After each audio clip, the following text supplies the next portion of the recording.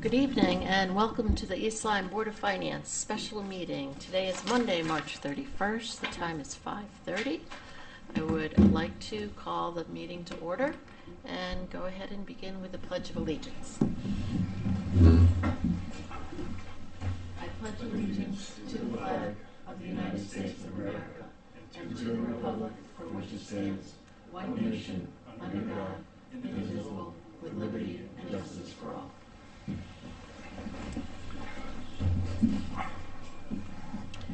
So one of our members is just running a little bit late, but Richard will hopefully be here shortly and told us to proceed without him, and he'll catch up.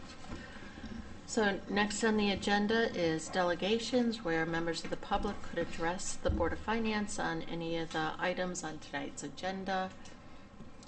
Not seeing any members of the public. We'll move on to new business. So this is a continuation of our budget reviews, and so this will be the last night of departmental reviews, and then we begin with deliberations tomorrow night. So first under budget reviews is the general government, and I don't know whether, Kevin, do you want to take us through anything? Yeah.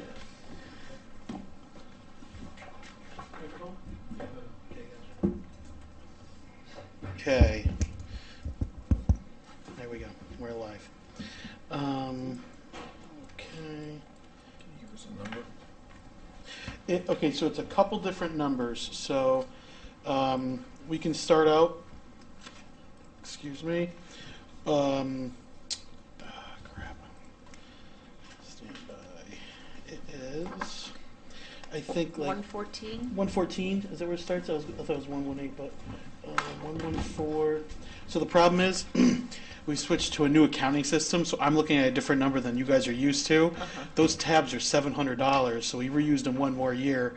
So I'm glad you did. yeah, I think there's 20 budget books that have to be done across town. So 114. Yep. So we start there at the general government miscellaneous benefits.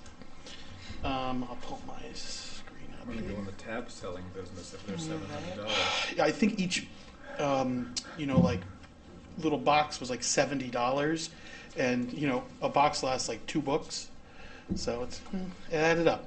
That's why I think this year I put office supplies in the Board of Finance line to save the finance office. But I I'd digress. like to compare that to what a board doc software would cost. I have the number for that too, if you're interested. So the tabs are 1/10 of the price. So it's about $7,000 for a budget workbook. Mm-hmm. But there'll be no errors. It's not an Excel document, but we can talk about that later. It wasn't coming up in this budget environment, so maybe next year. I'm going to switch over if you want to switch over for me, James. All right, so just going through our numbers, general government and miscellaneous benefits. This is all the fringe benefits, but also everything that doesn't really have a quote-unquote home in any other department. So all the legal lines are here. Some of the town-wide memberships are here. So we can just kind of dive in. So the very first line was cut from $1,066,000 to $1 million. That's FICA and Medicare. So that's what the town has to kick in on the employer portion, right? 7.65% for FICA and Medicare. Just looking as things were getting tighter in the budget, there was less wiggle room, so we were comfortable proposing $1 million.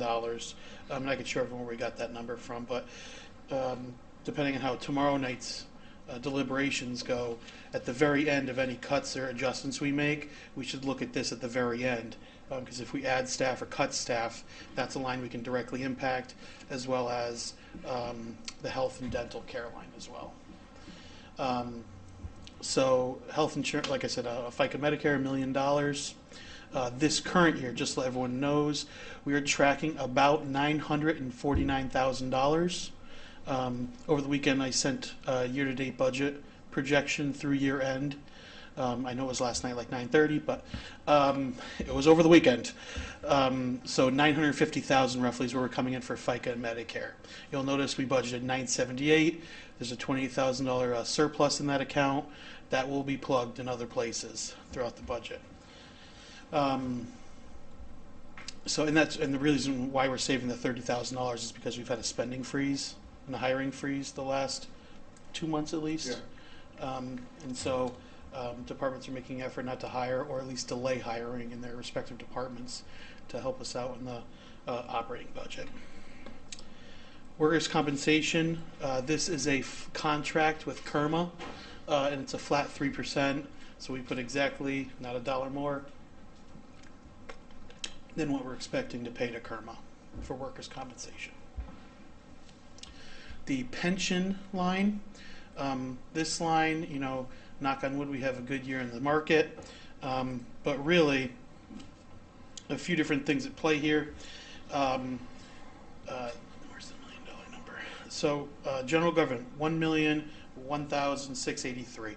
This is comprised here, just so I can show you the numbers here of where it's pulling from. So non-affiliateds, every individual that is non-union, right? So all the department heads, all the supervisors are paid a defined contribution of 7% for the first 5 years, 8% from years 5 through 10, and 9% over 10 years. So, you know, depending on where you are in your bracket, that's roughly about $350,000 that the town pays out. The one benefit, as everyone knows, for a defined contribution as opposed to a defined benefit, this is, you know, all the town has to, you know, put away for retirement for these individuals. There's not, you know, like with a defined benefit, you know, the market can kind of dictate what we have to pay in the future years. If we have a bad year in the market, the town's contribution towards the pension plan has to be higher, right, to supplement the lack of a gain in the market. And so currently, it's basically just some of the firefighters that are in the defined contribution. So defined contribution is all non-affiliateds, every fireman with the exception of one who is grandfathered in. I think that's it. So all the non-affiliated. Yep. So the fire, there's one fireman in the pension. All the police officers are in the pension. There's some individuals at the Board of Ed that are in the pension as well. And one of the nuts we have to talk about tonight is the library. So the library's piece of this is going from $32,000 to about $53,000. I know the library wasn't one of our budget items to talk about, but when we look at the library, the increase to the library budget is not inclusive of this $53,000. Last year in their budget document, that $32,000 was in there. This year it is not. So when you look at their budget, you can kind of add, you know, $53,000 to it, and that's the actual library contribution, right? Scott, you have a question? Yeah, on your previous statement about if the market has a bad year, then we have to provide a higher proportion to, you know, equalize. Correct. Is the opposite true? If the market has an exceptionally good year, does that reduce the town's contribution? It does. Yeah. It's amortized Smoothed over 10 years. 10 years. So there is a little there is an amortization of the gains and losses over 10 years. That was changed from 5 years after the 2021 kind of crash in the market there a little bit. Would you agree? That's kind of the timing of it? Yeah. Okay. Just didn't want to misspeak. Or even 23, I would say. Yeah, well, there was some turbulence in the market, so in an effort to smooth that turbulence, the pension board elected to amortize gains and losses over 10 years as opposed to 5. And that was in keeping with most of the municipalities in Yep. Connecticut. I think it was recommended by our actuary and our investment advisor. Okay, so just so everyone knows, though, our pension contribution that the town has to make is increasing. Last year we were expecting about $450,000. It came in closer to $790,000. Okay, so we had this large increase that we were not anticipating for the pension. This upcoming year, it's ramping up more, so it's going from about $800,000 to $1 million, right? And I think there's one more year we're expecting next year about 1.15, 1.2 million, right? And then I think after that it kind of either plateaus or or stays relatively the same. Would you agree with that, Denise? Yeah, I think as the cohort matures and more people are retiring or expected to retire, if they don't retire, we could see it the other way too. But if we have good returns in the market, it could help. But basically, we have an actuary who goes through, the entire population that's in the pension with, the ages of everyone and expected retirement dates. And they, run the numbers and come up with their expected actuarially determined contribution that the town has to make. And historically, the town has always made the contribution that the actuary has determined that we should make. Mm-hmm. So does anyone have any questions with pension and retirement while we're on it? So just so everyone knows, the pension board does meet quarterly. I think it is one of the best meetings every quarter. You learn so much. If anyone has any questions about the pension, it is not televised, but our next meeting, I believe, is May 17th. So if anyone's around 3 o'clock May 17th and you're curious about the pension, it's a really informative, heavy information meeting. All right, so that's my diatribe on that. Let me just add, we're very fortunate for the members of that pension board committee. There's a lot of depth in that board, and it's very impressive to hear them speak. And it's a little bit over my head, but it's great to be there and try to understand their explanations. It's a fun board. Yeah. I don't know about that one, but it's definitely a lot comes out of that board that goes kind of unnoticed, really. Okay, so life and long-term disability insurance, it's up about 7%, and this is just coming directly from the bills, taking the last bill we've had, amortized, multiplying that by 12 months to see where we are. Same with long-term disability. The next line down, the $24,000 here, that is just taking the most recent bill we've had, multiplying it by 12. Health insurance is where we can have a little conversation here. 2606, let me just look at something.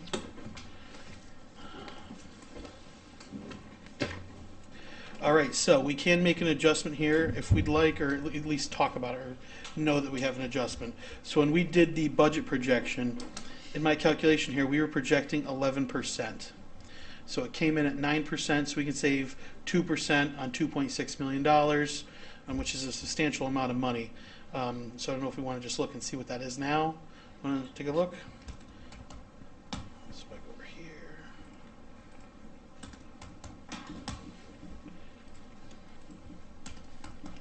And both the Board of Ed and the town are in this plan. And so the Board of Ed adopted their budget prior to the finalized number coming out. So a similar adjustment can be made to the Board of Ed budget when we get there. All right, let's see what we got. Good news. Yeah.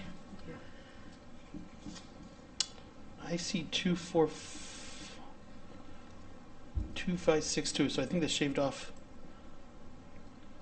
13%. What was that for? 2606? Yeah, so it shaved off 48,000.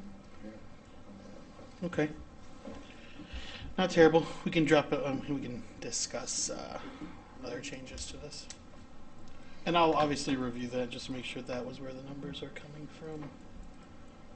Yeah, I think that's where they were. Okay. So I think that's a number we should revisit at the end of the deliberations, as well as the FICA and Medicare one. Retirement liability. So this looks like a large increase, but what actually happened, the prior year we had money sitting in the personnel contingency for the non-affiliated discussions we had, and at year end, when we, right before the budget was finalized, we transferred the money to fund the 5.25% to all the non-affiliateds, but we did the budget transfer out of retirement liability, not personnel contingency. So if you look at your year-to-date budget report, it was the same dollar amount, we just used the wrong account. So if you look at your year-to-date budget report provided yesterday, you'll notice we're sitting on 180,000 of personnel contingency. That's because the retirement liability line's at $39,000. One individual can retire, and it could be upwards of $50,000 to pay them out. We have a police officer that's tentatively retiring in a month or two. That payout's north of $25,000. We've had other retirees this year, so that line's a stressor. But on the backside, we have this personnel contingency for $180,000 that we haven't touched. So it's And just this a is housekeeping basically item. for when someone retires, they get paid out all of their unused sick time, vacation time. That one? So comp time, vacation time, not admin, and depending on the contract, between 30 and 40% of sick time, I believe it is. But you're allowed to accrue upwards of 1,000 hours of sick time, 1,200 in some cases. So And this is why, in the collective bargaining of their contracts, it would be so helpful if, like the rest of the world, you had to use your vacation time each year, because it's a very difficult thing to budget for when you don't know when somebody's going to retire, and all of a sudden you've got these $50,000, $25,000, $100,000 payouts just out of nowhere. yeah, so there definitely are caps within the contracts. Really it comes down to, most of the contracts say they can roll over 2 years of vacation. But if you're at Top Step, you're rolling over 5 weeks of vacation. So you could leave at the end of a year and have 10 weeks of vacation paid out. And if you do have comp time, we just, in the last contract negotiation for the fire department, we've eliminated from the firefighters, not firemen, we eliminated comp time. That was a huge savings.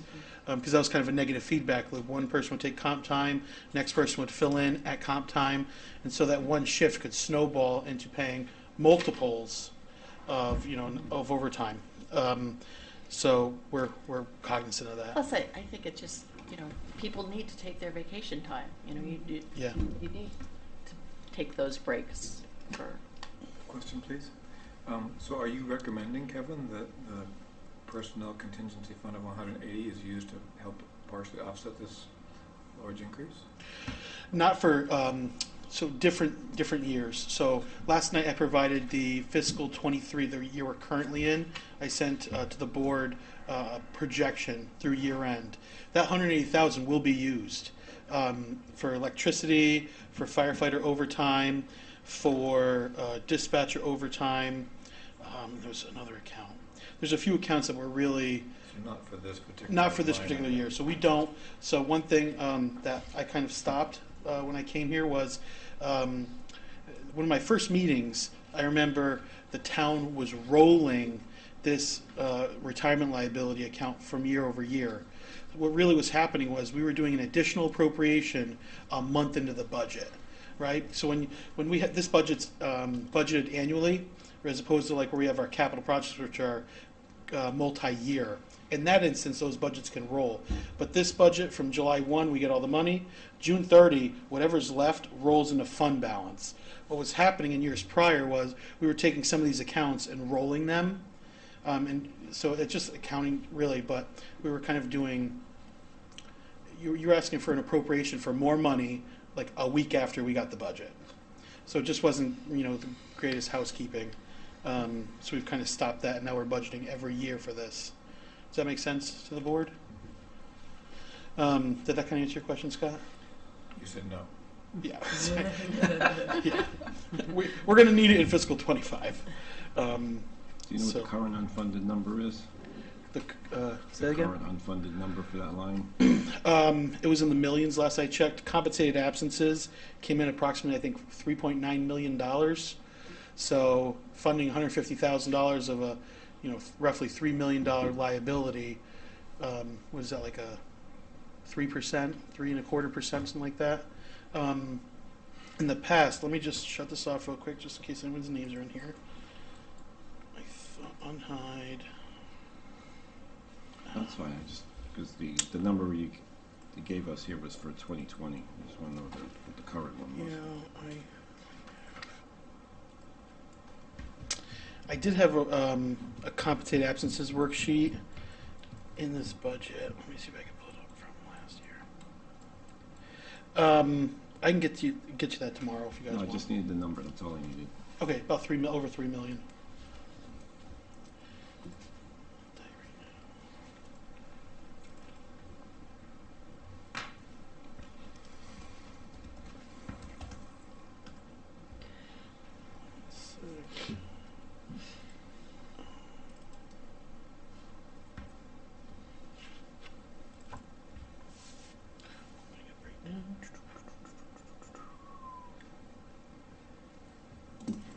I'm sorry, 1.3 million on the town side. It was 3 million before we did the 100% sick time and things like that. But once you actually take in the union contracts into account, it's about 1.29 million. All right. All right, let me open this back up. All right, does anyone have any other questions regarding retirement liability? All right, coming down to legal. Transcripts. This line was funded really for $1,000 as more of a placeholder. We have one zoning case in the works right now, and maybe Dan can speak more to this. But there's something with when some of these cases move forward in court, there has to be transcriptions of all of the meetings. Those are over $1,000 a meeting to get transcribed. So this current year, I believe we've spent more than $5,000 getting transcriptions done, just for one court case in zoning. It's something to do with court, right, Dan? Yeah. Yeah. They need a certified transcript Of the meetings. of the meeting itself. Okay. As you can see, legal lines. Last year we spent about $32,500. This year we're hoping to get that back under the $22,005, and then the upcoming year keep that to $25,000. Just one legal line to put the Board of Finance budget into the newspaper was well over $1,000. That's just one legal advertisement. I think planning and zoning have to do advertisements for every public hearing they have, and they have like one a month each. Those are like $600 a piece. And so I know there's been an effort here to try to minimize the characters in these hearing notices, but there's a certain number you have to have, legally speaking. General government, there's another line that's under some pressure. With the addition to the Fair Rent Commission, $10,000 a month is, we're riding a little higher than that right now, but we're hoping to, as some of these cases kind of resolve themselves, we can drop below $10,000 a month in general government legal bills. Zoning is one of the wild cards, I would say.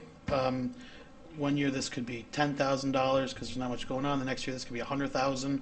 This year it's not shaping up to be a $100,000 line, but I believe in the packet I handed out, I think it's a $70,000 line. So we are well over budget on zoning legal. There's multiple attorneys involved, so our town attorney is not, I'm not sure quite the reasoning, but there's certain cases the town attorney cannot opine on, if that's the word. So we have a couple other sets of attorneys working on specific matters. And when you have an attorney on a specific matter, that kind of shoots the price up a little bit. So a lot of attorneys in the room here. I shall minimize my comments on attorneys. It's okay with me. Yeah. Okay, labor. There's two labor attorney accounts, although it's the same individual.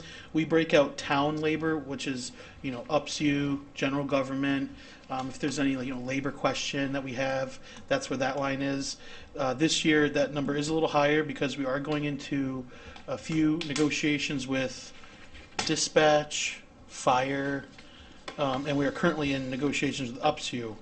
So depending on how that turns out, if there's any unforeseen issues there, we're asking for a 100% increase. Although we're talking about $12,000 here, going from $12,000, which is $1,000 a month, to $2,000 a month, which is like a few phone calls. Public safety legal line, that is going from $12,000 to $36,000. Some challenges on the public safety side of things, legally speaking. So that number is still probably very conservative, but that's about 3,000. That is 3,000 a month. So between the two of those, we're budgeting 5,000 a month for the labor attorney. In related services too. There's other things sometimes that sneak up there. And then planning, I don't see many bills for planning. I think that comes in more sporadically if there's something going on. Planning also, I think, falls under inland wetland review, and there's a few other little commissions that kind of fall under that planning line. Same with conservation. The conservation number looks high. Let me just pull up what we've spent year to date.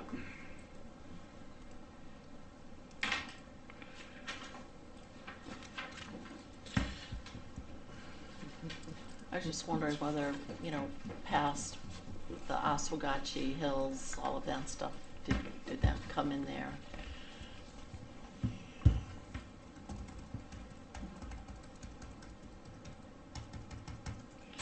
We have this new triple factor authentication. I would say multi-factor, but it's more than two now. It's going to take my picture. It's going to take my picture.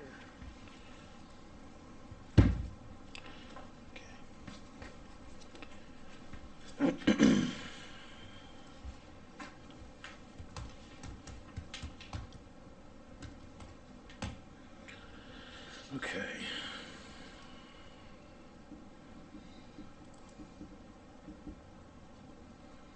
So the conservation line, we have not spent anything to date. We've done a $10,000 transfer out of that line. So it's almost contingency for the other legal lines there. So in the past, 2022 we spent 42,000. 2023 we spent 32,000. 32,000? In 2023, not 2024. In 2020 conservation? That's Conservation Commission. No, that's the legal line for conservation. There must have been a court case or something that popped up. So 2024 actual expense was 3,238. Yeah, so a court case must have been ongoing from 22, 23, and then That's what I was wrapped up in wondering. 24, probably with one bill. So I'm just wondering if we really need that much if there's nothing else. I mean, I've yet to see a bill so far this year, so that may be an area we can kind of put an asterisk on.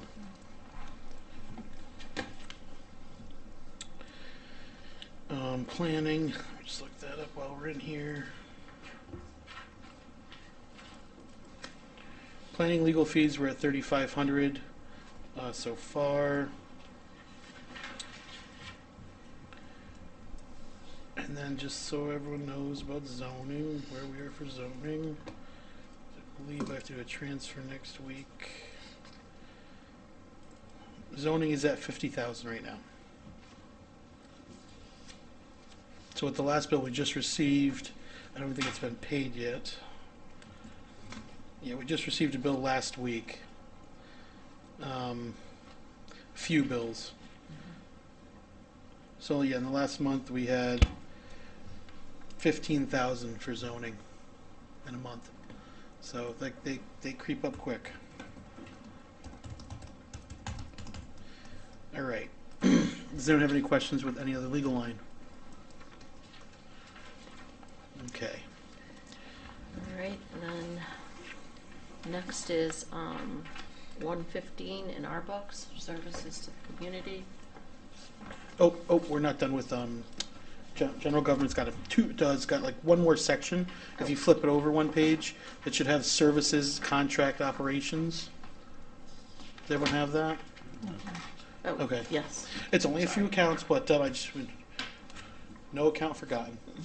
All right, so unemployment compensation, it kind of speaks for itself. The town is a little different than private employers. We pay 1-to-1. So we don't have unemployment insurance. If someone goes on unemployment and they get $3,000 a week, the town reimburses them $3,000 a week. Right? It goes right through the Department of Labor. It's a wash in and out. Right? So it's a little different than other, like if you have, unemployment insurance and that pays it. That's not what municipalities are entitled to. So just so everyone knows, we have $10,000 for unemployment insurance for the entire year. Okay?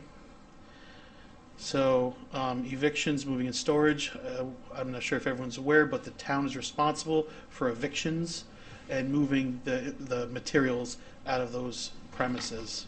The reason it's only $200, it used to be a little more, but the town elected to buy containers, like shipping containers, and put them at the transfer station. So when someone does get evicted, we move their materials to the storage container. It's already at the transfer station. We give them the allotted time to pick their materials up. If they don't, it's one step over from the hopper, unfortunately. Checking indices, I don't want to go account for account, but a few more to go. Checking indices is a town clerk, the vault function. There's an individual, I think his name is Mr. Willits. He's been doing the same, he's charged us the same rate for like well over 30 years. So it's a great, no inflation affects that man. So he comes in every year, checks all the indices. He's really making sure all the minutes are filed correctly, and public hearing notices and all that fun jazz. Insurance, PD&L, that's property, and that's our liability and auto policy.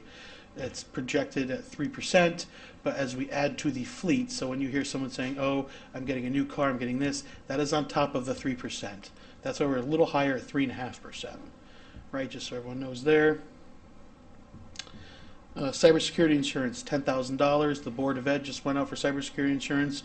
We are hopeful, they did not get back a quote yet that I'm aware of. We are hopeful to get our cybersecurity insurance out the door in the next few months as well. Active and salient insurance, we split this with the Board of Ed. The town and Board of Ed combined have $1 million umbrella policy, if you will, that covers any crimes that are committed on our properties. So it's no longer active shooter, it's active assailant, so it can be a number of issues. It involves relocating facilities if we have to, a number of different issues. So it's we split that, I think, 50-50 with the Board of Ed. Employee assistance is just the EAP number for our employees to call. Professional training, management training is the town's funds for town-wide department head training and employee training. And then the 53,410 there, the $45,000 account, that's for our memberships to CCOG, SEAT, even though it's not listed there. We have to pay to be a member and have the SEAT buses drive around, as well as the Connecticut Conference of Municipalities, and there's one more I'm missing. Southeast Transit, Connecticut Conference of Municipalities, Sector, Southeast Connecticut, Economic Relations, or something very similar, and then COST, Council of Small Towns. So those 5 or 6 memberships there total, just shy of 44,000 every year. One of them kind of slips in a few $100 here and there, so we just push it up to 45 to give us a couple $100 contingency. These are required by state law for us to... They are not required by state law to the best of my knowledge, but CCM, I can't really speak to Sector. I'm not quite sure what they do, although I have a letter from them I could find. Council of Small Towns and CCM I'm very familiar with. We use them quite a bit. They're kind of our, would you say, like legislative lobbyists? Or Well, here, you want to just... there's CCOG, which is Southeastern Council of Governments, and they do lobbying efforts. They help in various ways all the municipalities that belong to that board, sharing of information. They do a lot of regionalization. Regional, yeah, they try to assist in regionalization. They have speakers come in that are of interest to all the municipalities, and I think all of the local governments belong to it in the southeastern region. So yeah, they're very helpful, and it really keeps you abreast of legislation that's pending that we need to know about, they bring us up to speed on it and make sure that we're aware of it.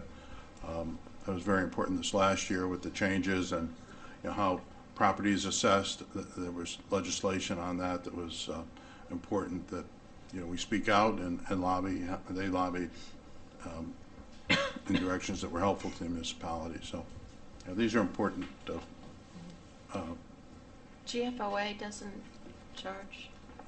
GFOA is not so GFOA comes out of the finance budget. The Okay. town is not a member of GFOA. Mitch and I are. Okay. So there's individual, and I think we're only members of the Connecticut chapter. I think the national chapter is like $800 or something crazy.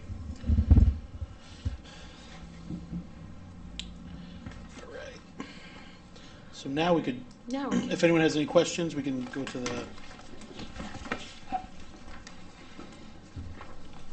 services to the community. All right, so I just want to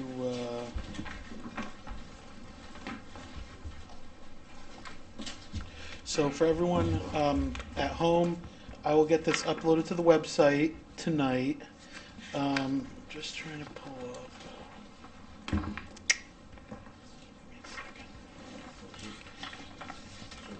Yep. So the service of the community document, I emailed all the board members. It's 168 pages. I really didn't want to kill that many trees. So Denise, did you grab a copy on your way in? So this is the the front sheet that lists all the not-for-profits that applied, and then it gives the request form that the Board of Selectmen approved, that each not-for-profit filled out. This will all be on the website for everyone else at home. We can share my screen here for anyone watching. Yeah, but the So I don't file know. wasn't attached to the email, or it wasn't to mine. So I found that out later, and the one about 20 minutes after that has the attachment. So what we have here is, like I said, the cover sheets for all of them. Really what a lot of that was the 990s that we required them to attach. Some of those 990s are north of 50 pages. So I don't know how, I do have a, let's see here. So at the Board of Selectmen level, the budget was $25,000. So the attachment here is how the board voted on allocating the funding.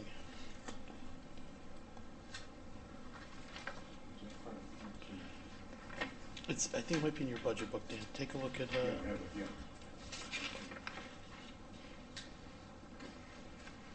Flip it over one more.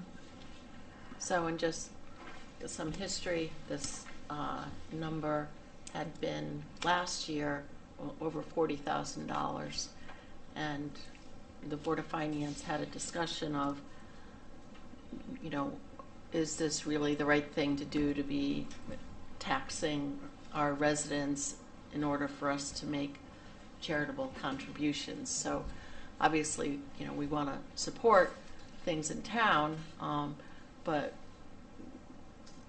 we kind of felt like there were some that were maybe duplicative, since we created the Youth and Family Services Department, and so that was an expense to the town that we were then delivering services that some of these not-for-profits might have been.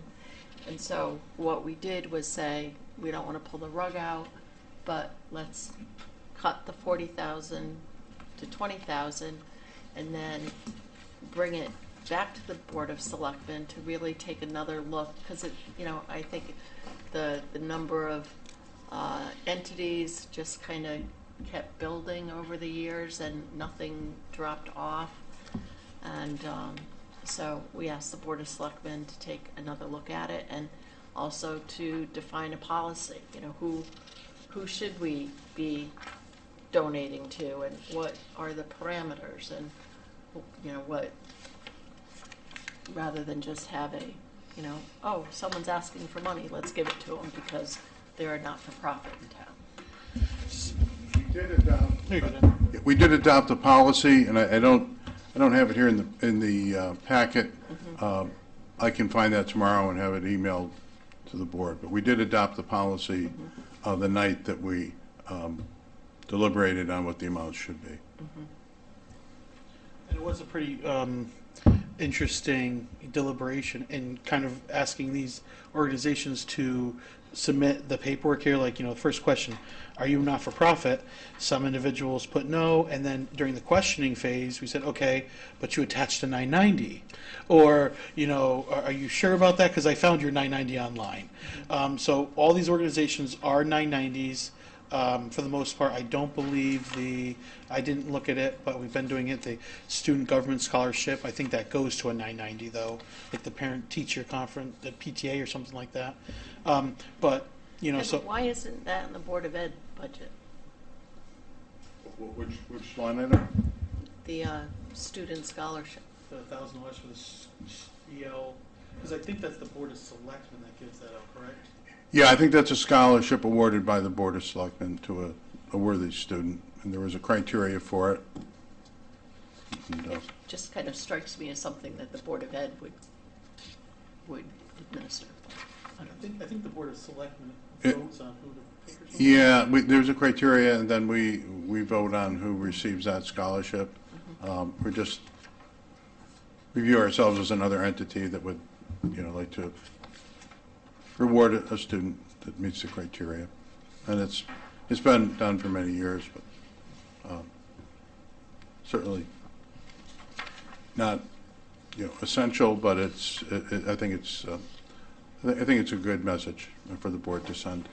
Can you guys comment on maybe the amount or the number of different items that we contribute to as a town compared to other local towns around here?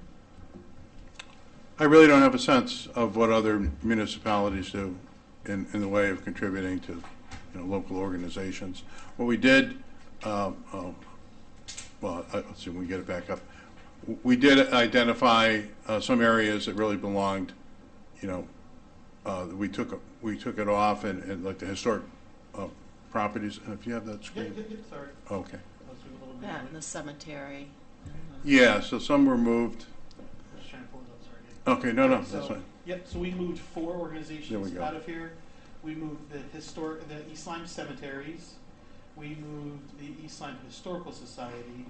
We moved the Veteran Rep, and then we moved the Veteran Council Memorial Day Parade. So we moved the Vet Parade, and we moved the Vet Rep to the first Selectmen's budget. To my budget. Because Dan kind of oversees the Veterans Rep as it is, in conjunction with his executive assistant Sandy. And then the East Line, the EL cemeteries was moved to historic properties. So that, just so everyone knows, the town actually has a responsibility to maintain every cemetery in town. This organization does it for about $3,000 a year. And then I think they collect money and fundraise in other ways to maintain the cemeteries. And then the EL Historical Society was also moved to historic properties, because that's kind of what their bread and butter is. So we're just kind of shifting some of the not-for-profits and funding to kind of better align where they are. 'Cause the veteran rep is it's an individual that the town, does everyone know Brian Burridge, the veteran rep? So we pay for his mileage when he drives veterans to West Haven to the VA and up to Newington to the VA. We are hopeful eventually if we switch over to pool cars, maybe bring him in and have him drive the car to save on that mileage, but we need cars to do that first. So, little things.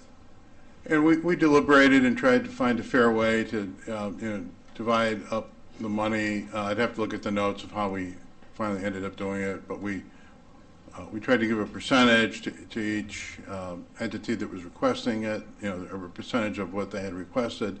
But there were certain entities that we thought deserved more. I think one of them was, let's see, homeless shelter. Yep. Was that the one that gets The 5,000. 5,000? Yeah. So, given current circumstances, we thought that was worthwhile to give them the 5,000, and then we took what was left and tried to divide it up according to a percentage to the other entities. Yes, just a couple of the abbreviations, if you could delineate them for me. The UCFS, That's 54,950. United Community and Family Services. Oh, okay. It's on the, did you grab one of the papers on the way in? No, I did not. Okay. Oh, okay. Okay, if I can find that, that's fine. Want me to grab that for you? I think Jerry's already doing me that favor. Thank you very much, Jerry. Okay. The other question is, there's a wide range of dollar amounts awarded to these organizations.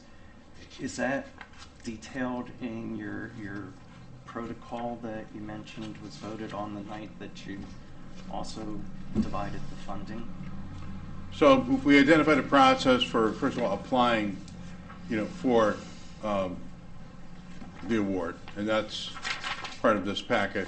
There was a form they had to fill out, and they had to attach the tax form, and then we came up with the actual process of identifying the number amounts. It didn't go into that much specificity in our procedure. But what it said it was basically that we would deliberate and we would try to identify, based on need, what entities would receive what amounts. And we deliberated over it. I came up with a scheme, Ann Chicallo came up with a scheme, and a couple others had ideas. And we really sort of took the composite and finally largely adopted Ann Chicallo. She really came up with a pretty good rubric for identifying who should receive what, and after thinking it through, we largely agreed. So with that. as part of that rubric, did the number of clients served by that organization factor in at all, so that we know the community impact of those organizations? I don't think that specifically. I think it was more the nature of the entity that was requesting and sort of a subjective view of what they do in the community, the need for that type of service in the community, like the United Community. What was the one that got the 5,000? That was the New London Hospitality Shelter. Yeah. So recognizing the homeless situation right now, we thought it was important to give them a little more than some of the others, and there were 2 or 3 key areas. I think Karen Scher. And there's one other. It might have been the Blue Door. So, Yeah, if you can. So, Rich, so while this is 20 pages, the Board of Selectmen reviewed about 200 pages of documents, and in a lot of these, I'm just pulling it up now, a lot of the organizations did give out specifics to how many people in East Lyme they help. I just want to pull it up just so I can show. Like It's like- UCFS served 142 East Lyme residents. Yeah, so for like New London Hospitality Shelter, they filled out the request, and they also attached, I don't have the attachment, but I know they gave us, the Warming Center hosted 100 individuals in one night. I'm not scanned it in, but they do provide almost like an annual report of how many people they helped in town, and the impact. I know there's, so there were some data they did look off of, more than just numbers. Oh, okay. The other question I have is, you mentioned organizations and submitting applications. How publicized was this for nonprofits to know about the application process and the possibility of receiving funds from our town? Definitely a website, wasn't it? Yeah, it was. I think it was posted on our website, and all the ones that had applied last year were made aware of it. We suggested they look at the website and be sure to file the request by the deadline. Oh, okay. Yeah, so they, I'm sure all the entities that applied last year were aware of it, and anyone that was interested could have found the information on our website. But they would have to go to your website. Yeah, we It didn't. wasn't like the ARPA, because the ARPA funding, we had done more than just the website to let the public know about that, if I recall. I mean, that was the vehicle. Certainly with the cost of publishing in the day, we didn't want to have that expense. Yeah.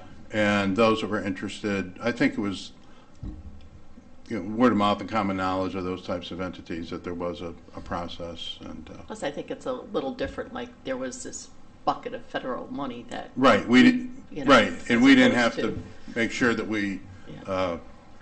we're in good stead with the regulations, the federal regulations. Right. No, I just wanted to bring to the surface that there are some nonprofits in town that have not received these funds, and I'm sure they probably were not aware of this and didn't go to our website to look for it. So just if any of these organizations have networks that they can contact Yeah. other nonprofits that can also do worthy things. Yeah, I mean, there's a limit to what the town can do in the I way know. of providing notice, and, we're trying to be conscious of cost, and, we do have the website, and then that's kind of a place for people to start looking for information about Right. the town. Okay, and then the last question is about the Main Street program. That seems always to get a fairly hefty bundle, and I know that it does a lot of PR type things for our town and raises money for other nonprofits, et cetera. But I remember from funding they had received from other grants that there were supposed to be some activities on the Flanders side of town, which I haven't been aware that anything's been done up there. Just, wondering how they get their amount. They try to, bring, what can I say? They try to make Main Street more attractive, and that brings people into town, and that it benefits all of the businesses in the, in that district. That's their focus. I think they do a lot of good, and we thought it was worthwhile that they continue to receive funding at a level that would allow them to, continue to take care of the flowers and have events that identify new businesses that are starting, ribbon cuttings, and all those sorts of things. So, the business community benefits from their efforts, and in that way, I think we all benefit. If you have viable businesses, that helps our tax base. So, yeah, it would seem to be. I think it's worthwhile. Okay, thanks. And it's a very small part of the budget, so. If anyone knows anybody next year in January, reach out to the first selectman or the finance office. There'll be another round of these request sheets. So if anyone up in the Flanders area or there's another not-for-profit that wants to, this will be on our website, or reach out to us right now, and we'll put your name in the list. And just a question about the application. Yep. You mentioned the number of pages and et cetera. Is there a way to streamline that so the Board of Selectmen doesn't have to spend so much time on it? So And the applicants? we've spent so much time on this $25,000 in a $98 million budget. But so our worksheet's only one page. What they choose to attach to it's a separate can of worms. But we do ask that they provide us a copy of their latest tax filing, so we know it's up to date, and also so we know what they have in their assets, what their exposure is, and I think the worksheet just said we can always look for ways to streamline things. Okay, thank you. But I will say, the time that we actually put into, to going through all of these, and I think all of us, sitting home alone with the packet, tried to come up with a rubric, a fair way to allocate the money. A lot of effort was put into this one element. Yeah, it's $25,000, and we spent a lot of time on it, but we wanted to do it right. We wanted to pay attention to what the finance had asked us to do last year, so we did come up with a process. We came up with an application sheet, and trying to do it better every year. Thank you. Of course. We appreciate it. You bet. All set to move on to contingency. Yes, so just so, Scott, just so you don't think I didn't listen, tonight I'm going to look at what some regional towns next to us do.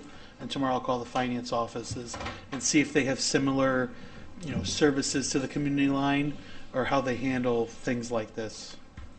Thank you. All right. Next is contingency. All right. So, so earlier we were talking about that mistake between retirement liability and personnel contingency. You can see here, looking at last year's 2025 amended and adopted, the 180,000 is still sitting there. That should have been close to zeroed out, but it's just, it's one account versus the other. It wasn't like our budget was over budget by that much, right? So this year we are in negotiations with our UPSU contract, which has over 60 members. It is all our admin staff, all the highway crew, all the park and rec crew, as well as all the water and sewer crew. So this is our largest union in town. There's a lot of pressure here on this contract negotiation due to regional towns next to us really spending a lot of time and effort in recruiting public works employees. Our starting wage is $24.11. Salem is taking people from us at $30 an hour for the same exact job. So it's just something to keep in mind when we look at that contract getting settled in the coming months. All right, so does anyone have questions with that one? Okay, next line, coastal resiliency. This is a new line we established last year for $22,500. We just have to put some finishing touches on the ordinance and get that approved before year end, so we can move that $22,000 into that bucket or a portion of it and save it for the general fund, depending on how we shake out in the next couple months. But we're looking to increase that to $25,000. I did spend a little time researching, and the town of Branford, what did I say, Dan? Was it $1.5 million they're investing in they're investing in this same fund. When you're a shoreline town, right, like that seawall that fell over, that's a $450,000 fix. Even if we put the $22,000 last year, that wasn't enough to fix just the temporary fix of $25,000. So this is something that, as a town, we will really need to look at in the next couple of years on how to fund that level to the tune of a couple $100,000, or at least get that number up a little higher. One thing we could do is probably, maybe shift some of the contingency line into the coastal resiliency line, but just kind of monitor how we're spending through the year. So if the operating fund has a bad year, maybe we don't move all of it to the coastal resiliency fund, something to that effect, instead of budgeting, two large contingencies. But, if anyone, is bored, look at some of the shoreline towns and, Guilford Coastal Resiliency Fund, Branford Coastal Resiliency Fund. They're socking away millions of dollars into these funds. So this is our second year with this, so $25,000 is really all we could afford at this time. But just know in the future years, that number is going to add a zero. And this, along with the OPEB, is something that the rating agencies look at. So. Correct. That was really put here at the last call we had with S&P rating agency. They want to see two things. The big one was the coastal resiliency, and the other one was the cybersecurity insurance. They're seeing that's like their big push. Coastal resiliency, because we're on a shoreline, a little bit of OPEB trust. They don't like seeing unfunded liabilities. Our unfunded liability for OPEB is north of $3 million, right? So, Scott, you had a question? Yeah. So, what does Branford and Guilford know that we don't? Is it something unique about their shorelines, or is it just the fact that where more severe storms could similarly impact ours? I didn't spend too much time looking into it, but I think they have a lot of low-lying areas down by their shoreline, similar to like where McCook's is, kind of maybe a couple feet above sea level kind of situation. So in their coastal resiliency fund, if you are within their 100 and 500 year floodplain, any infrastructure they do at the town level has to be approved for these increased regulations and things like that, like the road and all the drainage. I'm not quite too familiar with it. I just know they're socking away $300,000 a year. Which municipality? That's Branford. That's So Branford. I know if Yeah. Branford's kind of we copied the coastal resiliency from Branford. And if anyone's curious, the capital improvement fund came from Madison. But second can work. Does any of this 25,000 go to sort of assessing our situation? I think it's Or the is it initial. just fixing a problem once it occurs? So this 25,000 is more of almost a, dare I say, like a ceremonial. We're starting the initial talks to start funding. I imagine the first couple, the 22,000 plus this 25,000 would probably go to some sort of study, maybe, or I'm not quite sure. I haven't really dug in too deep into this just yet, but I think we've got to assess where our vulnerable areas are first, and that's just looking at a 100 and 500 year FEMA flood map.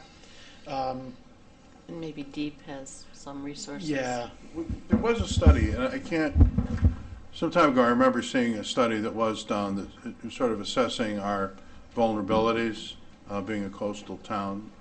Well, part of that was when we were doing the, looking at the fund balance policy and going through the risk management assessment. And so there Yeah. was, There was another thing too, that I remember, it was several years, 2 or 3, 4 years ago, and might have been related to the plan of conservation development, could have been a section there, but it was trying to assess, our vulnerabilities as sea levels rise. Now, with Branford, this is sort of anecdotal, but they, you watch Channel 8 News, and whenever there's a big storm, there's always people out in front of their houses where it's flooding, and there you go.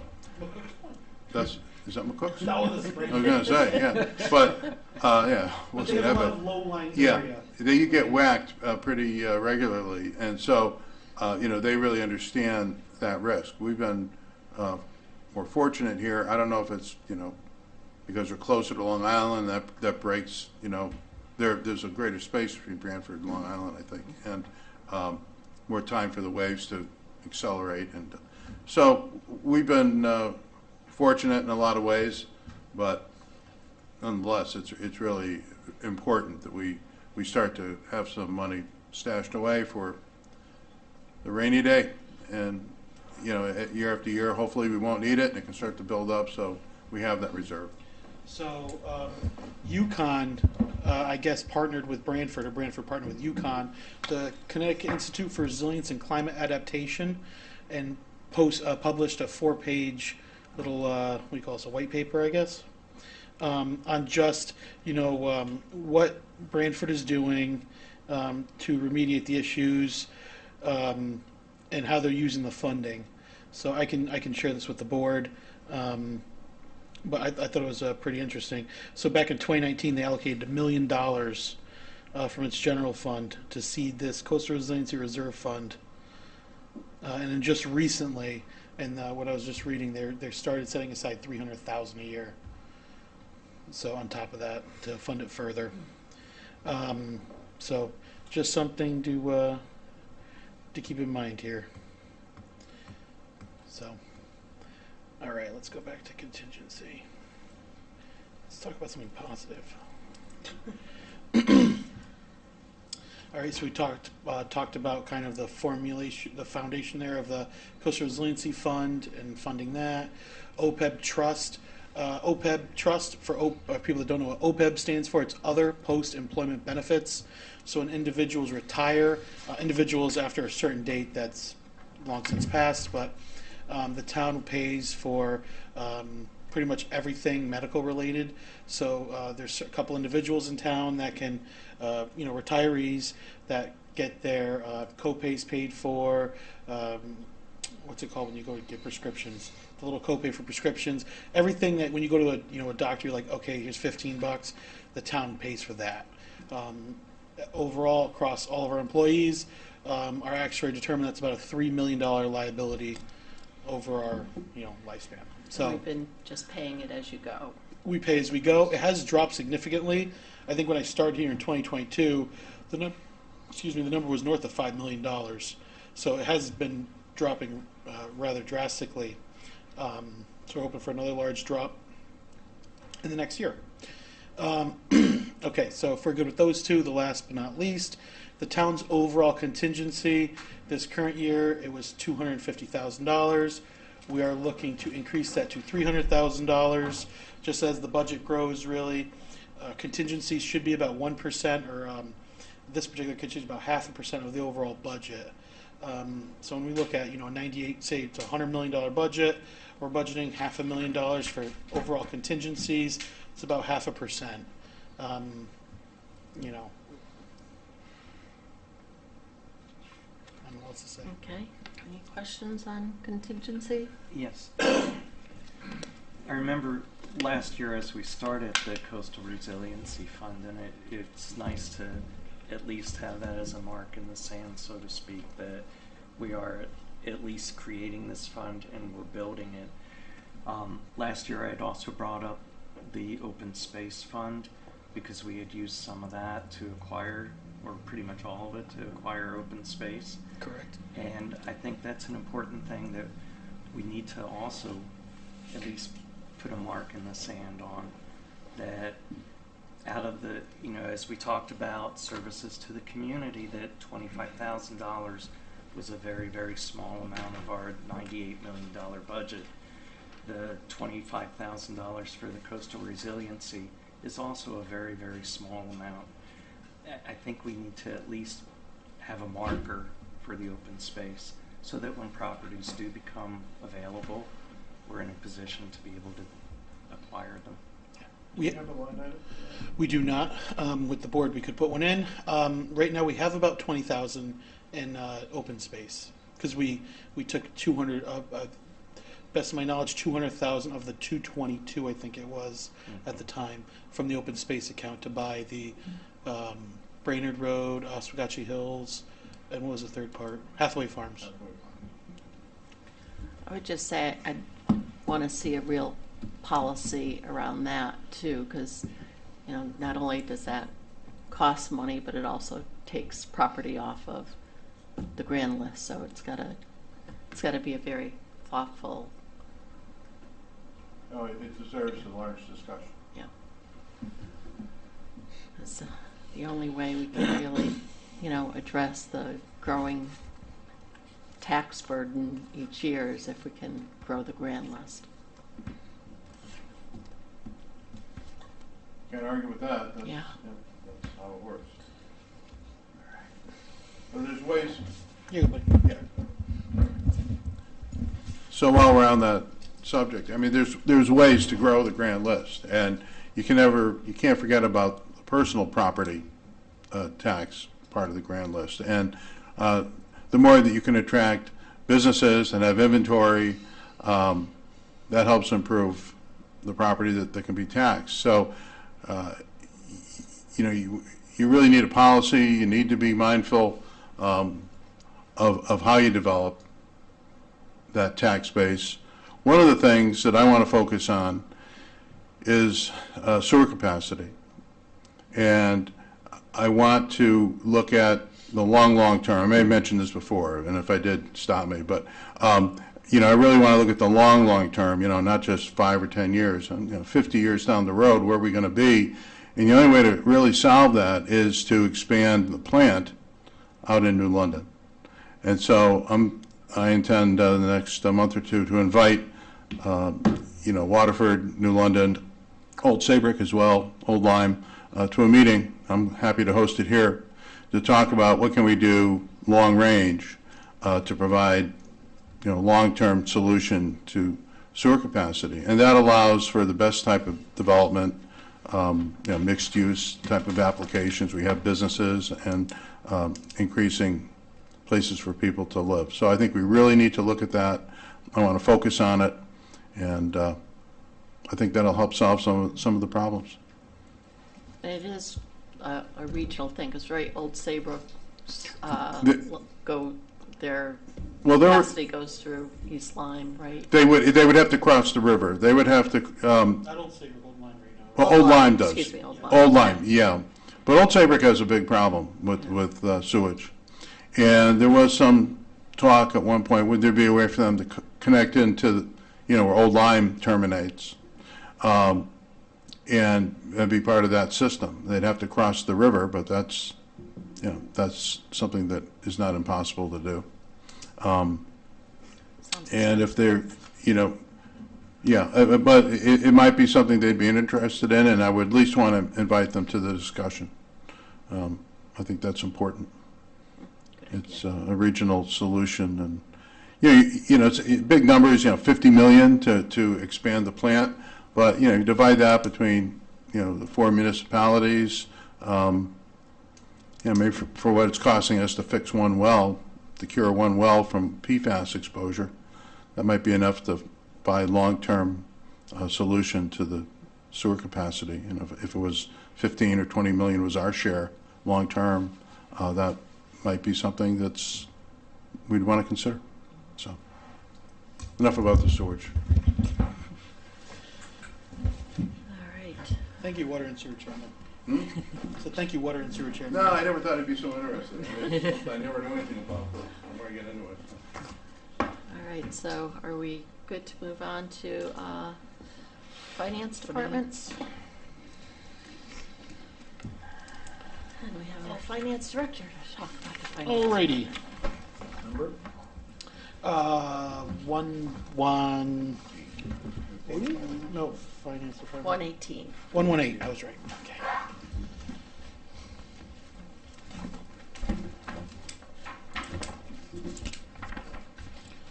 All right, so everyone there? We're all good? Okay. So just starting from the top, we have our treasurer, Mr. Frazier, elected to the position, signed some checks for us and other things like that. Second line is 60% of my salary and 100% of our deputy finance director's salary. 40% of my salary is paid for, 20% water, 20% sewer. We have 3 accounting clerks in the finance office.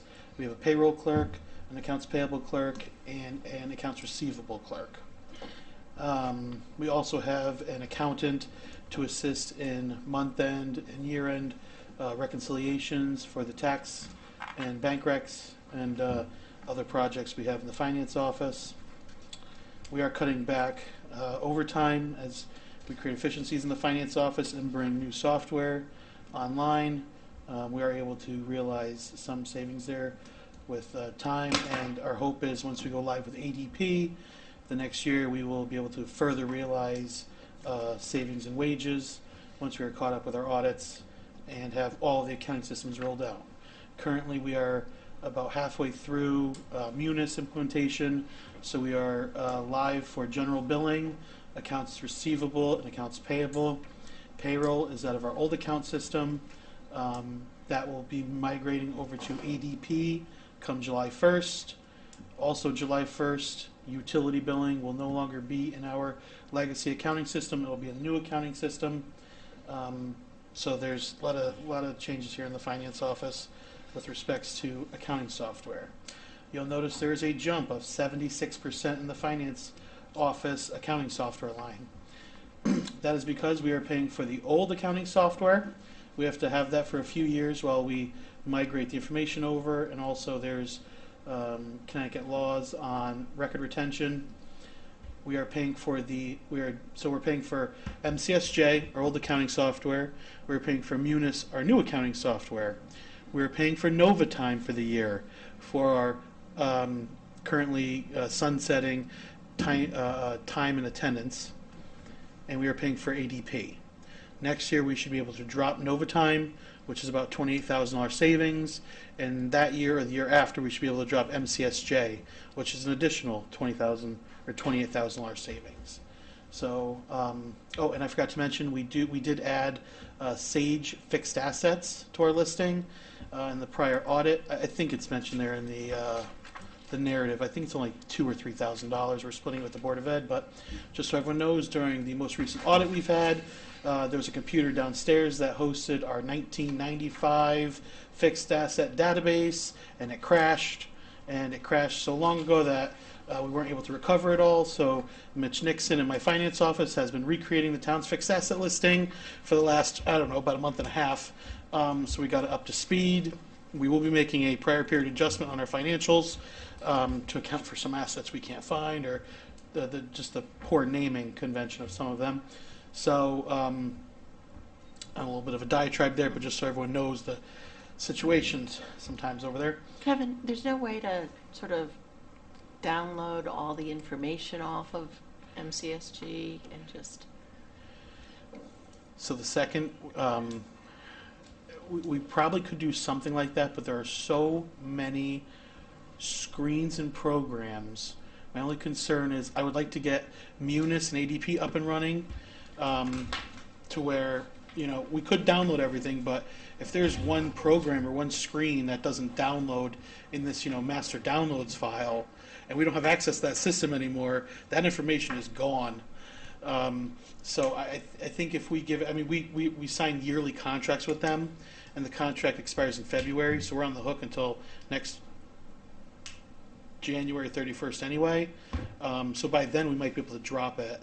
But I'm not, I don't want to not budget for it, and then we get to a point where we don't have it, and we're stuck with a $20,000 bill we don't have the money for. So I think for 1 year we might have to pay for both of them. I'm hopeful in 26 or in the 27's budget we'll be able to drop MCSJ and NovaTime. At minimum we'll be able to drop NovaTime. That's an easy enough one. MCSJ is it's the overall accounting records, and it goes back. You know, right now we have 22 years of records, so I just don't know what would be able to be downloaded, and then how would that information be able to be searchable. That one kind of sketches me out. But the NovaTime one, that's not a big deal. We're able to drop that. Question? Yep. So line 1.6 and 1.8 show 2.75% increases in, I guess, salary, and line 1.9 only shows a 0.43% increase in salary to account for the clerks and the fiscal assistants. So Is there a reason for that? yes. So the treasurer and the finance director and the deputy director are non-affiliated. So we know that across the board, non-affiliated and elected officials are getting a 2.75% raise, and the admin under that 51619, that is UPSU. So that 200,000 we're holding contingency is for their wage increase. Does that make sense? So that 0.04 is just a. So you're not saying that those individuals got a much smaller increase than... It's being negotiated. So it's July 1, 2025, the UPSU contract will go live pending agreements between the town and them. Is it- Yeah, so right now, we're in the midst of renegotiating their contract, and so we don't know where we're going to end up on that increase. That'll be a subject of negotiations. But we do have money in contingency reserved for that eventuality when we finally come up with a number, and only then will we know what the percentage increase will be. Thanks for explaining. Yeah, does that make sense? Yes. Okay. And then professional conferences, that was for Deputy Finance Director and myself, our GFOA membership. We took out transportation allowance, and then miscellaneous supplies covers checks, W-2s, miscellaneous supplies in the finance office. But a lot of it really is, you know, a stack of checks could be a couple $100. So we are trying to switch to ACH as part of our push for efficiency. It also stresses me out though, it's just wiring money. But I just gotta let those under control. I'm aware of it. First step. That's the first step in the goal. Okay, thank you. Any questions for Kevin on finance? No, then we can go to 126. The Board of Finance, and the major expense there is our audit services. 126? All right, so just so everyone knows, we are in the 2023 audit. We are meeting tomorrow with our auditors to hopefully finalize the audit and submit it to our technical review team, or not our technical review team, our auditor's technical review team. So when we look at the audit, you can see last year we spent $103,000 on our audit. We're playing catch up, right? So last year we were able to finalize the 2021 audit, push through the 2022 audit, and start work on the 2023 audit. This current year we are working on the 2023 audit. We hope to have that done within the month and move over to the 2024 audit. So we are doing more than one audit a year, right? So just keep that in mind. That's one of our pain points, right? As we're trying to play catch up with these auditors, we are paying for more than just one audit in this year as we play catch up. Eventually we'll get to a point where we're only paying for one audit a year because that's all we have to do. But that'll probably be some point early 2026. So recording secretary fee pays for the recording secretary for these meetings we have here. You'll notice last year we were a little higher than $1,500, but we're just going to keep the meetings shorter and we'll be fine. Talk less. We'll talk less. The audit service. The audit is about $100,000. $15,000 will be paid for by Board of Ed. Board of Ed pays for $15,000 for the EFS report that is mandated from Boards of Ed to file with the state of Connecticut.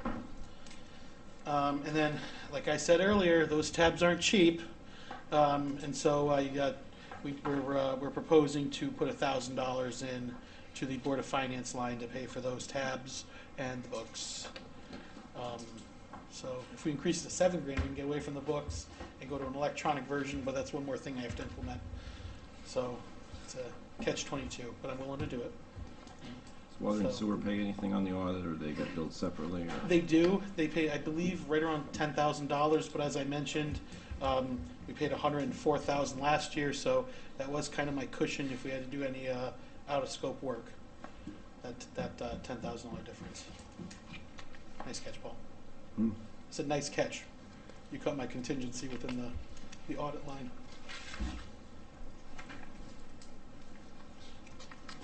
But I think we'll need that and then some, to be honest. I mean, I imagine we'll have another year of $100,000+ in audit services. Everyone else good there? All right, we can move on to Parks and Rec, 421. Last thing I would just like to say, this budget year we're working on in 2026, we will have to RFP for auditors, just so everyone knows. I believe we have to have an auditor named for the current fiscal year by the end of April.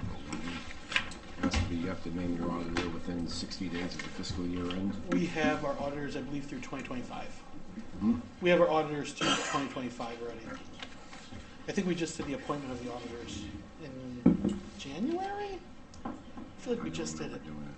I'll look at OPM, and if not, I'll put it on the next calendar. Kevin, excuse me, Kevin, can you put that slideshow on instead of the notes page? Okay. And then just for the record? Jerry? Good evening, I'm Jerry Locke, and I'm the Director of Parks and Rec. I just have a couple of slides I'd love to go through with you here today, so Kevin, go ahead and hit the button there. So Parks and Recreation, I just put a little slide in there. Basically what we do is quality of life in the town. We are absolutely involved with making East Lyme a great place to live. So we do that, we focus on health, conservation, community, inclusivity, and you can see our mission statement right there. So, you know, a lot of what we do, people talk about essential services and things like that. We have a reputation in Parks and Rec of being a nice to have. We're an essential service to the town. We contribute directly to the quality of life. We're a reason people live in our community. So with that, Kevin, I guess next slide. So we do have a couple of different funding sources that we use. The blue there is general fund. That is our operations. We fund our full-time staff and our parks operation with tax dollars. You can see the green up there. That's our capital portion of the budget. Just about 1/5 of our budget this year is requested for capital projects and capital vehicles. And then you can see the big red portion there. That's the other 40% of our budget is things that we raise money to do. We raise money to operate the beach. Doesn't cost the town taxpayer anything. We offer community programs, concerts at the beaches, Celebrate East Lyme, races, all kinds of events that we offer the community based on the fees that we generate from those programs to run. Our aerobics program, our summer camp program, all of those recreation programs pay for themselves. So just to make sure that everybody is aware of what we do in Parks and Rec, we generate a lot of what we do. Almost half of what we do, we raise fees to do. So next slide there. So really, if you want to summarize the Parks and Rec budget this year, that's it. We're swapping a secretary who retired in our office in January, and we're proposing to replace that with a parks maintainer. And I guess the next slide kind of breaks this down in more detail. Kevin and Dan have heard from me in meeting after meeting that our parks operation is under-resourced. We are struggling to maintain all of the properties that we have in town. We do parks, beaches, open spaces, and even properties that don't have anything to do with Parks and Rec.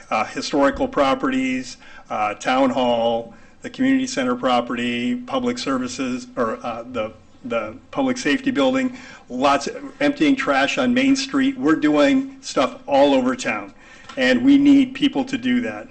And what we've proposed in this budget, like that last slide, we're swapping or retiring secretary, and we're grabbing that union position and swapping it for a different union position in our parks operation. So the full result of that, we do have, I did request some additional funding for seasonal and part-time and office staffing. Since that person is retiring, instead of offering a full-time position, we're going to use a part-time position to help us in the office during those peak times, during the summer, when beach passes go on sale, when people are registering for programs, that type of thing. And I want to see that, the bigger amount there, the $87,000, that's what the Board of Selectmen has already cut from the Park and Rec budget. So, you look at what we're doing, we've already, taken several cuts, and you'll see those on your sheets there. So with that, Kevin, I guess the next slide is the capital projects. Again, this is about 1/5 of our budget. We have some important projects you'll see right there. The McCook seawall repair, we're going to do the engineering and permitting this year, and in next year you can see that, I think Kevin mentioned, a $400,000 plus project to replace that seawall that got destroyed by storms a year and a half ago.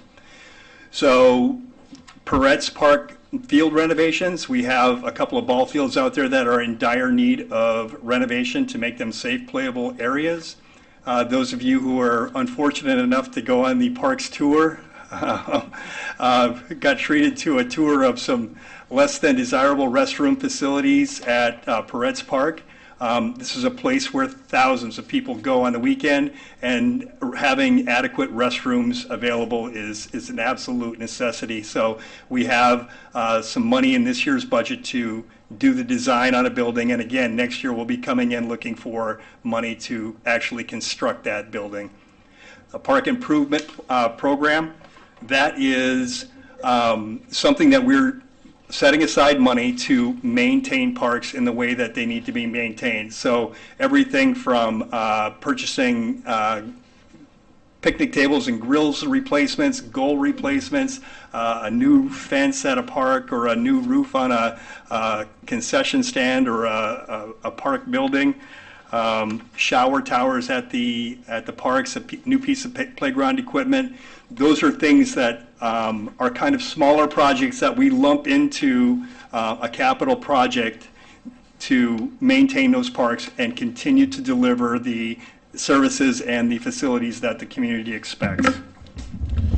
And then, Ooh, can I just say one thing real quick, Sure. just so the board knows, if they want to write a note? The Pretz Park restroom maintenance design, while we are funding the design phase of this, we just applied to the state of Connecticut for bonding money for that project. As one of the 3 projects, the representatives that represent East Lyme moved forward in the state bonding. so Kevin, I guess, I don't know who I have to thank for that, but thank you. We haven't gotten the money yet. Well, I thank them for the interest and effort. I mean, it is an absolute necessity of a project, and yes, and going to state bonding for that type of thing that serves the community, and actually, Peretz Park is arguably a facility that serves southeastern Connecticut. It certainly is a premier location.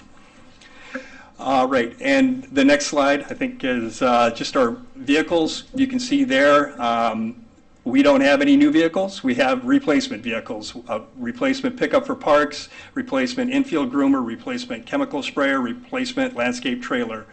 I know there's a lot of discussions about how many vehicles we have in the town's fleet. We are not adding to the town's fleet here. We're replacing things that are at the end of their useful life. We have done a lot of work to go through. I heard Kevin talking about his inventory list there of town assets. We have by serial number on the piece of equipment, when it was purchased, how long the equipment lasts, what the replacement cost is. We have that all projected out for every piece of parks equipment for the next 10 years.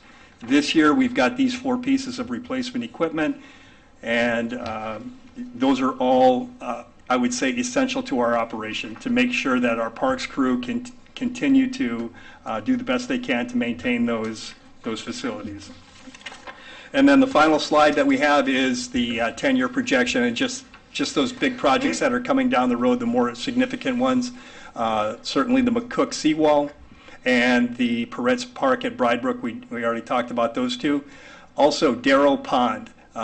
We have a master plan for Darrow Pond that was developed, and we are currently working to implement that master plan, but of course, implementing the master plan takes dollars. Right now, the things that we have some grant funding from the state of Connecticut for a rec trails grant to do that. You see trails improvement as one of those things. We've got some money from the state of Connecticut to plan those trails, and we expect that next year we'll be going back with a new application to that same funding source to do the construction of those trails. And then after that, we'll do some, another grant request to, potentially add some amenities or maintain those trails. So trails are one thing that we think we're in a good shape for attracting outside dollars. Some of the other things, a playscape or the aquatic education center, disc golf, those are things that we're going to try to do some fundraising for, but there likely would be some kind of tax dollar investments that we would need in coming years. And again, I said the systematic replacement of park vehicles and certainly playscapes. If you go down to McCook's Point Park, we have a couple $100,000 worth of playground equipment that is due to be replaced soon. And I absolutely need to mention the dog park. We have a group of people in the community who are actively trying to raise money to construct a dog park in town, and they are committed to raising the lion's share of that money. So it's just out here as a project. I don't think there's going to be a lot of impact on tax payers for that, but certainly that's something I'm hoping to be able to add to the town's inventory of facilities here shortly. So with that, Kevin, I guess that's it. We can get into the Kevin's Meat and potatoes? his meat and potatoes sheet there on Parks and Rec, and I think most of those things you can see that the pieces that I mentioned, the seasonal personnel, that's where the big thing is. In seasonal personnel, you can see what our amended budget was, $88,000 in 2025. I requested a substantial increase of $90,000, give or take. I mentioned that the Board of Selectmen has already cut that number down, and it does add that part-time payroll clerk in the Park and Rec office, which is that's the main change right there, is that money to pay for that person to be in the office. Other than that, there's not a lot of changes except for the cuts in operation to the tune of, what did I say, $88,000, I guess, give or take, for various supplies and materials, park maintenance, that kind of thing. Can I ask a question before you dive into the details? I know that communities often like to get community volunteers to help with greens projects around town. Is that something that is capable to be done? It is capable. Maybe Yes. help with some of the shortfall in funds that you're having? Well, the answer to the question is yes. There are opportunities to involve those people, and absolutely yes, we're already taking advantage of those. And I could name, we've got the York prison work crews coming out doing work in park. We got pollinator pathways.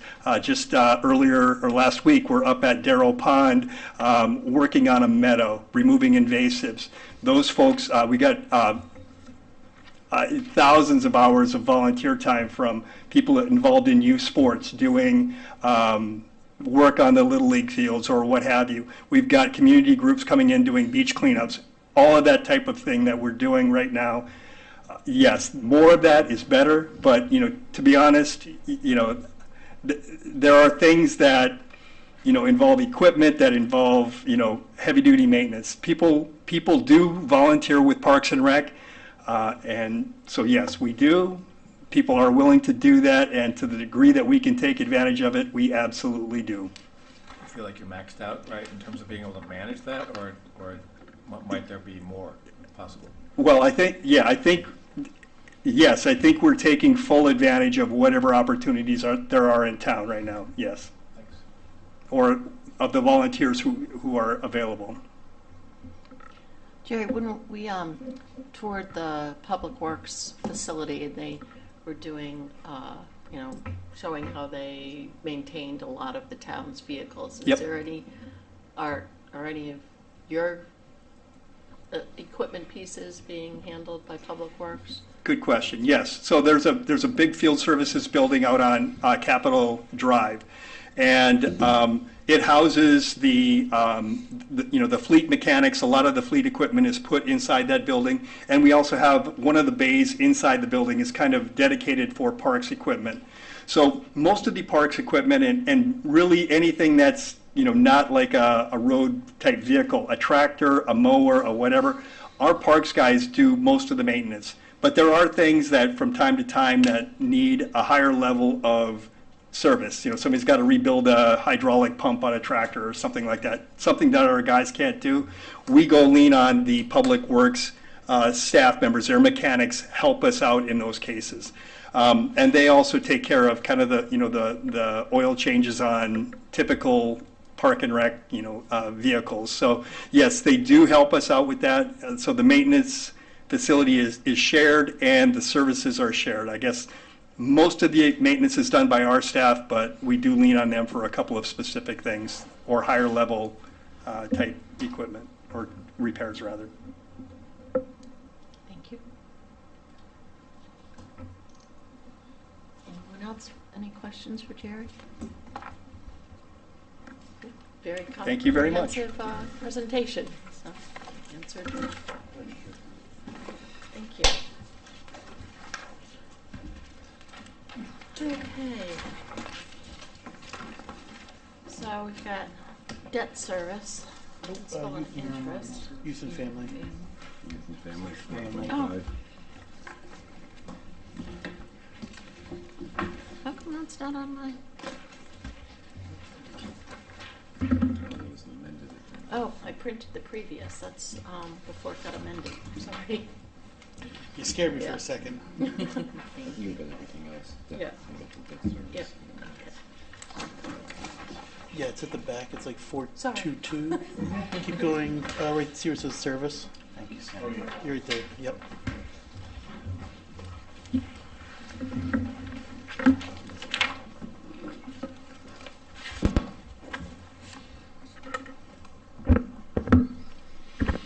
Sarah Furman, Director for Youth and Family Services.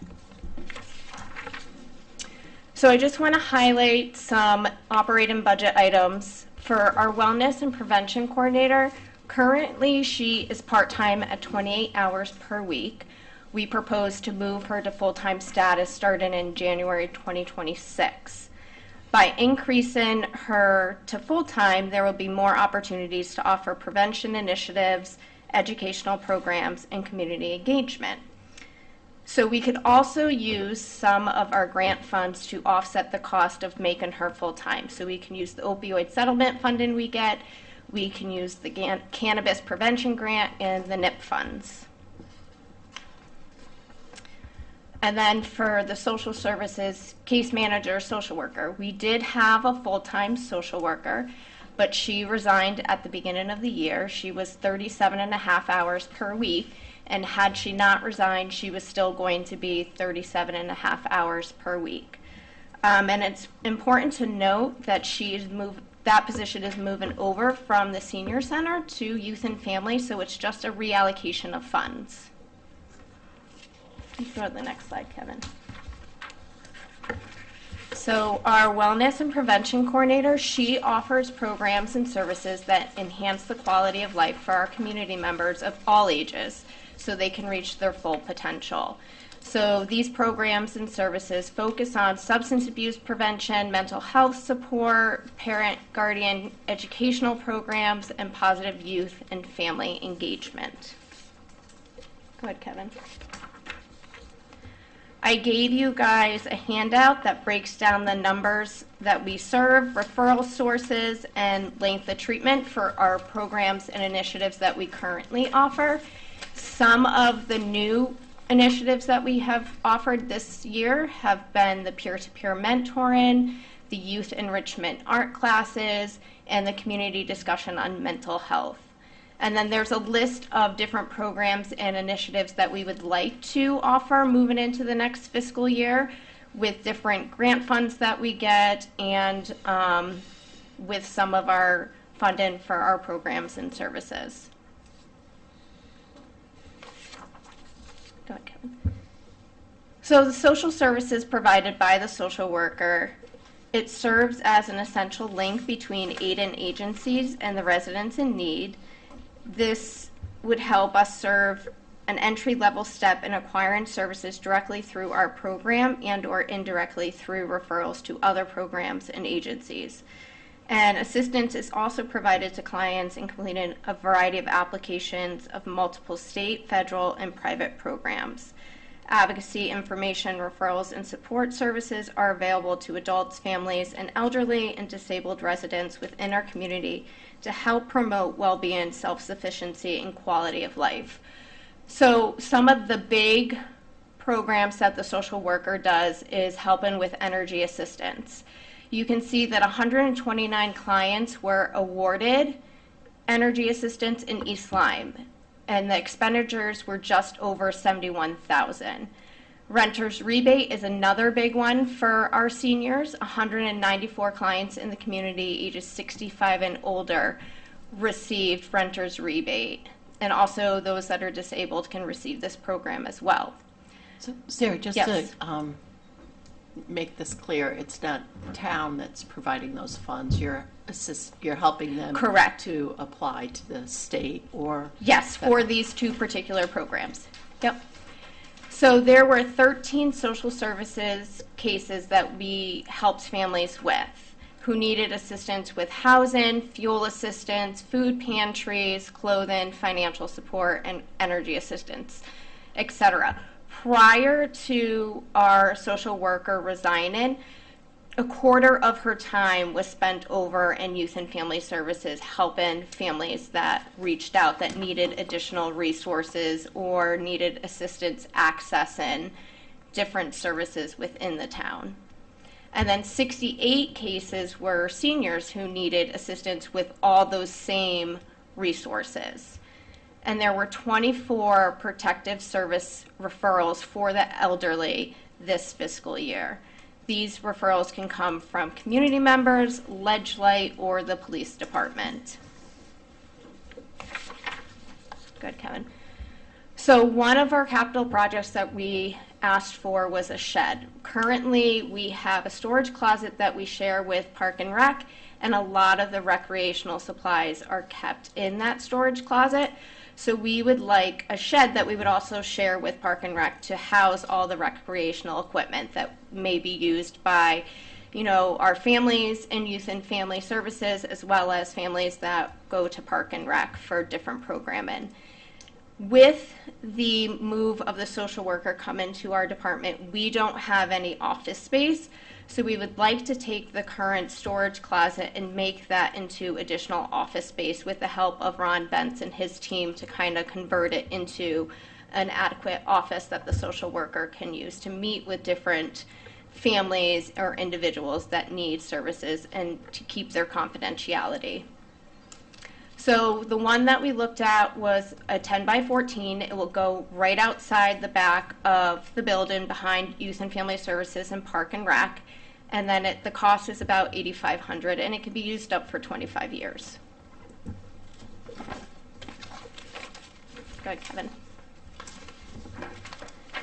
So our 10-year projection, we would like to make renovations to the youth center. The layout of the youth center is not very well designed. We would like to reconfigure the kitchen area, add new flooring and lights and counters and cabinets. If we could, we would like to also increase office space in that room as well. And we would also like to offer more counseling services with additional therapists. We continue to have a wait list for individuals or families or couples that are reaching out looking for counseling services, and some that have been on the wait list for 3 to 6 months.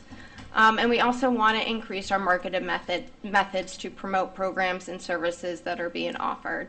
So we'd like to create a new website that's more, consumer friendly. We would like to maybe do a bulk mail-in where we can send a letter out to residents in East Lyme and Niantic and ask them for donations to help us be able to meet the needs of the community by offering more programs and services.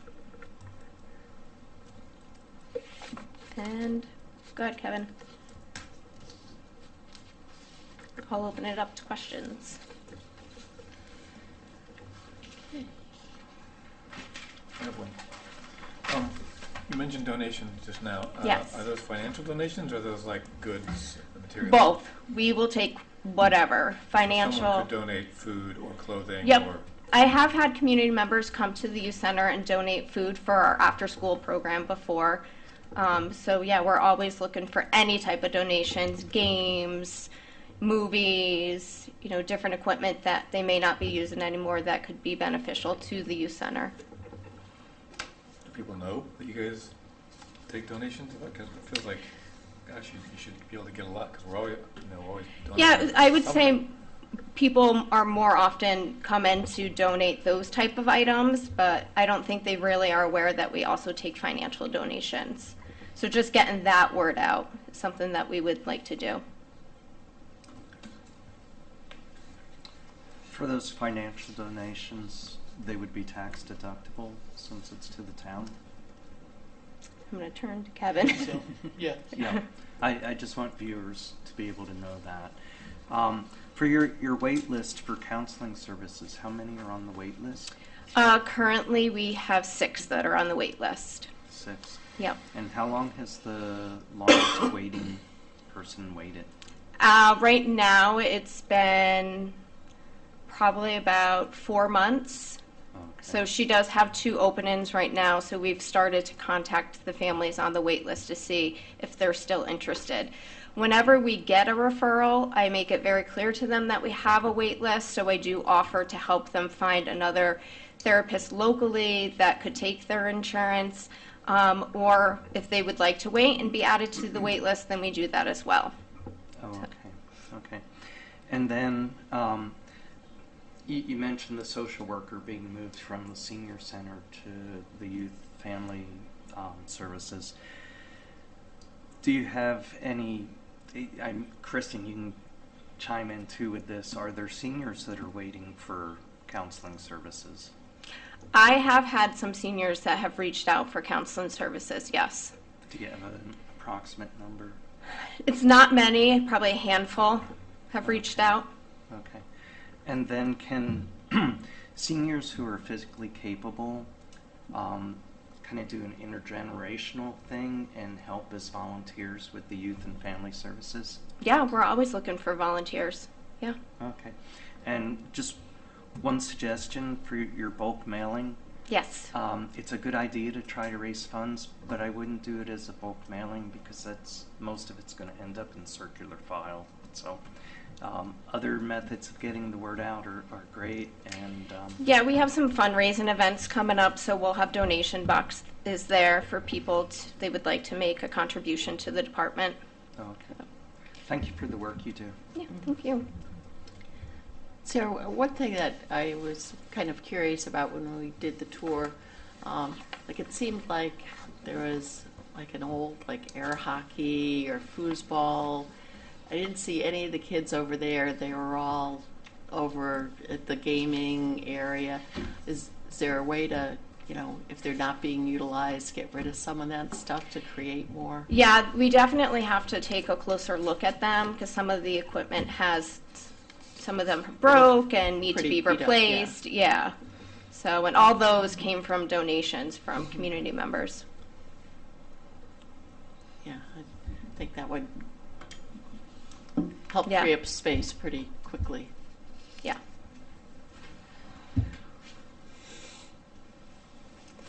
Anyone with any other questions? Oh, Go ahead, Just, Rich. just one point to bring up.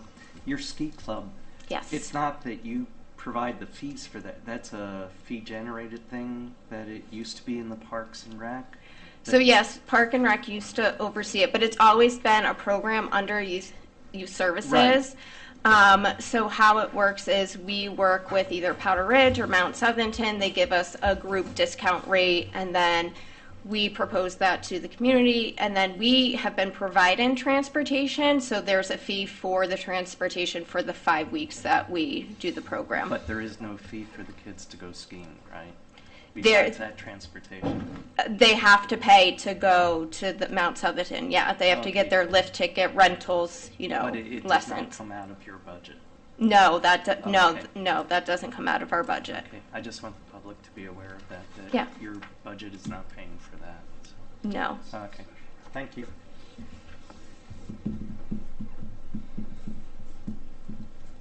Anyone else? Nope. Thank you very much, Thank Sarah. you. Appreciate it.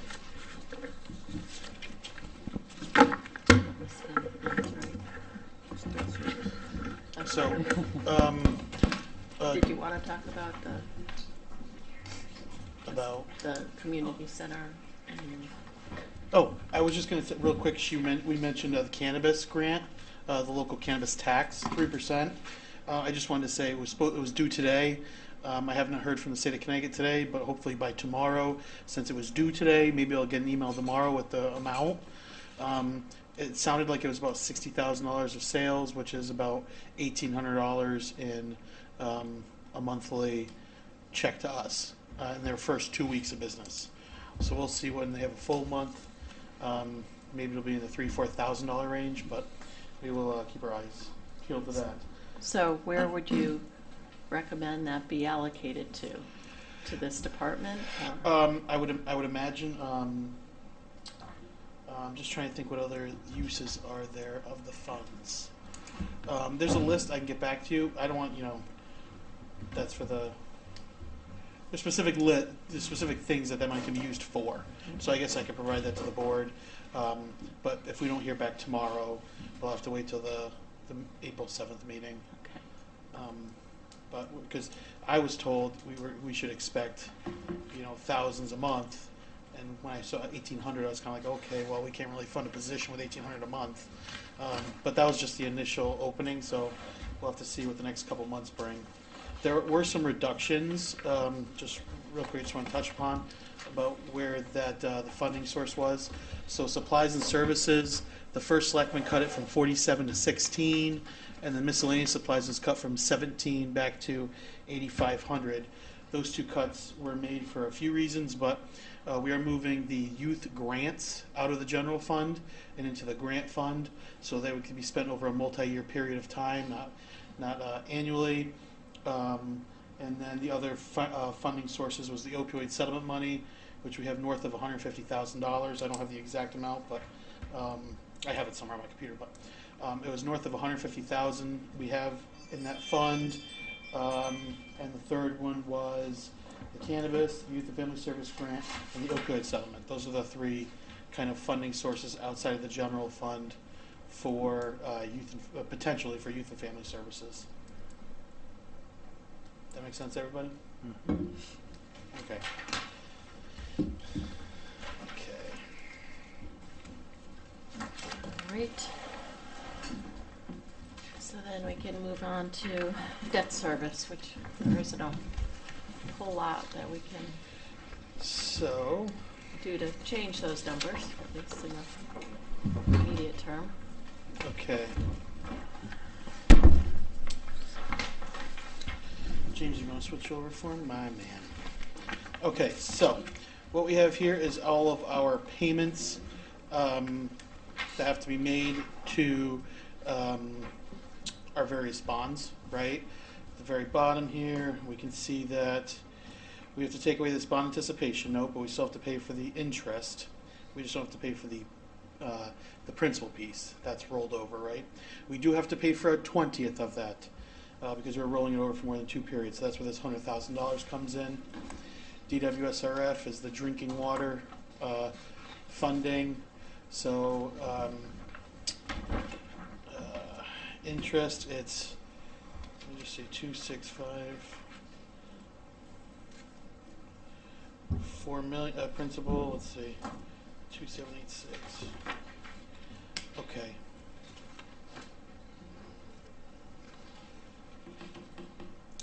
So we have debt service payments. This is interest, about 2.7 million in interest, and $4.5 million in principal.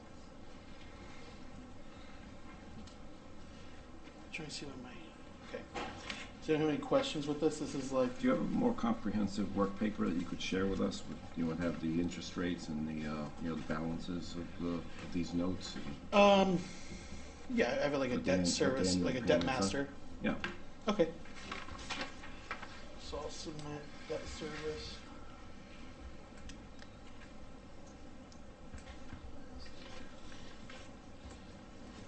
And then I have, do you want to see like the, Well, whatever you provided the auditors would probably be the same thing okay, that I would like to yep, see. the debt service master. Gotcha.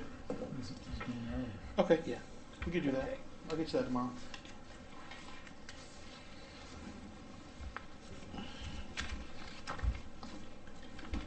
All right. Well, that brings us to capital projects. I think Jerry touched on his, Sarah touched on hers. Do we have any in general government?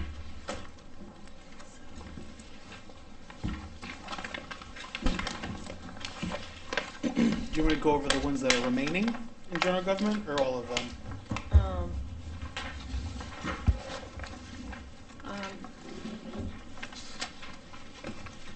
I can hit the whole list pretty quick. Take me a few minutes. Okay. So the 5310 grant for the senior center, the federal government funds 80% of the bus. We fund 20% of the bus. The bus we are anticipating buying is about $32,000 for the town portion. We do have to put letters on it, and if we have to make any adjustments to that bus, there's $1,500 contingency there. Next line, tax collector security hardening. I don't want to speak too much, but tax office does bring in millions of dollars a year, 2 months out of the year. So it may behoove us to kind of secure that door and make it harder for an individual to enter that office. Give them a little more protection there with our town monies. Planning and zoning vehicles have both been eliminated. These would have both been new vehicles, not replacement vehicles to our fleet. There is a push for us to try to go to a what's the word? Not fleet. I'm trying to think. Shared. Pool cars. Exactly. I couldn't think of the word. Engineering CAD software and equipment for $5,000. That's an operating item. We moved that to the operating budget. Assessor vehicle, we did cut this before the prior vehicle got totaled. But we are looking to give her one of the police cars or a car that's coming off the line, to use one of those as opposed to buying a car. So we'll keep that there. I mean, it's been eliminated, but we'll just think about that. Assessment reval. Next year we're going for revaluation across the entire town. So the $75,000 is one of the 5 payments we've made to our reval. We're going to need north of $350,000 set aside for that. Office furniture replacement program. We've identified the tax office and the planning office as needing new furniture, potentially the chairs behind you as well, if we have enough money left over. The chairs you're actually sitting in. There's some new chairs that public safety has that are a lot more comfortable after sitting in here for 2.5 hours. Okay, there's that. What'd you say, Paul? Ergonomic. Yeah, just something so we're not all, stretching when we get up here. The land use map digitization project was cut. Prior year, we approved $10,000 that hasn't been spent. The idea would be to, with the $10,000 we've already approved, maybe buy a high-resolution scanner or a plotter or something that can scan in the documents. Just so everyone knows, there's an office downstairs that is the size of, like a director's level's office. It's a good-sized office. It is just chock full of papers. It's like the storage room for planning and zoning and building. It's a room that could be used as a 2 or 3 person office, but it's just chock full of papers that have been sitting there for 50 years. You can't just throw these things away. They have to be digitized and recorded. We got a quote for $50,000 to do that, and then $5,000 a year to have them in the cloud. So we didn't think that was an advisable, just to pay $5,000 a year just to store this data. So we're going to see if we can do it in-house, high-res scanner, take the time to scan documents in if we have individuals in town that have some downtime. Brookside Farm building improvements was cut in half from 50 to 25. The idea being the building we know the building needs some work to it. We know there's low SIP funds available and maybe some SHPO money, which is the State Historic Preservation Office. But the $25,000 there could be used for planning and drastic repairs that are needed today. Broken boards in the decking, leaking roof, things like that. The renovation of the barn into a community space has been completely eliminated. Does anyone have any questions with the general government? So there's only 4 projects that we've kept: the assessment reval, the office furniture replacement program, our portion of the senior center bus, and the hardening of the tax collector office. Yep. You said there's some board stuff. Is the Brookside Farm problems that need renovation posing any kind of a hazard? I don't know. I just know when I go over there, it's a 100-something-year-old building that has kind of not been maintained that well. So I know there's, I know we've eliminated the 75 from the renovation of the barn, but I know the barn, just talking with Anna Perch, our curator, the barn's going to need some work. A lot of the wood is like dry rotting and splitting apart from itself. So I imagine, even though we're not spending 75 to renovate the barn, I imagine a portion of that 25,000 we're allotting for the Brookside Farm property. I imagine a portion of it will be used just to keep that barn in some sort of condition where it can be used, right? Dan, would you agree with that? Yeah. So, the barn is it's showing its age, and it does need some repairs so it doesn't deteriorate any further. I don't know how much of that 25,000 would be needed to, if there's any boards that are rotted out or things of that nature. Certainly not enough to put a roof on it, and I don't know if it even needs a roof. But it could use some TLC, basically, the barn could. But I don't hear you saying that there's a hazard to people who go in there. Pardon me? There's no hazard. No, nothing hazardous, no. more cosmetics and just keeping it so it doesn't, you know, if there's a little bit of water getting in somewhere, you don't want that to continue and rot anything out. I would just like to say, if there's anything hazardous, I'm hoping, Dan and I have heard already, and I haven't heard from Anna that anything's hazardous over there. And they do have a number of volunteers that go over there and work on that property. So I imagine if something was hazardous that they couldn't afford, because she does have a grant for a farmstead that she can kind of use, you know, at her discretion, and there's some money left there. I imagine she'd hit that up first, and then anything left she'd come to us for it. Yeah, and I'm not, I mean, I've been in the barn several times. I've had meetings there, and nothing that comes to mind. I'm pretty aware, you know, I try to be aware of things, and there's nothing that really, you know, hit me when I walked in there that I was concerned about.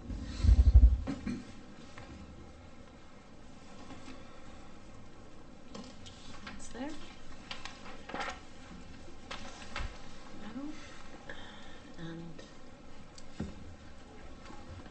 think we've dealt with pretty much everything else in their departmental. I'm trying to think of any departments that didn't present that have something in CIP. I think, were you going to say something about the community center? Just, you know, the discussion about potential state. Funding for that as well? Yes. So just so the board knows, there were 3 projects that Dan and I submitted in conjunction with Nick Menapace's office. There was the first one, top priority, was the East Lyme Community Center renovation and expansion. We put in $17 million, I believe it was, for a bonding request. So if we, you know, we get anything that's you know, money that could directly offset any bonds the town has to take. The second project was the Pretz Park renovation, the bathroom and the garage expansion.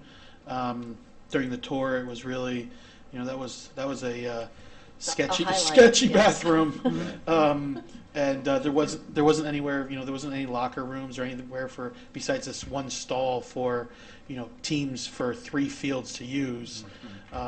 It was kind of eye-opening, I think, for the committee. So we put that project forward as well. And then the third project, to just keep on everyone's radar here, as we look at this budget, one thing that this kind of addresses, but we don't do a holistic approach yet, was radios. So when you look at the emergency management line, you know, you noticed last year we funded $300,000 for the tower construction.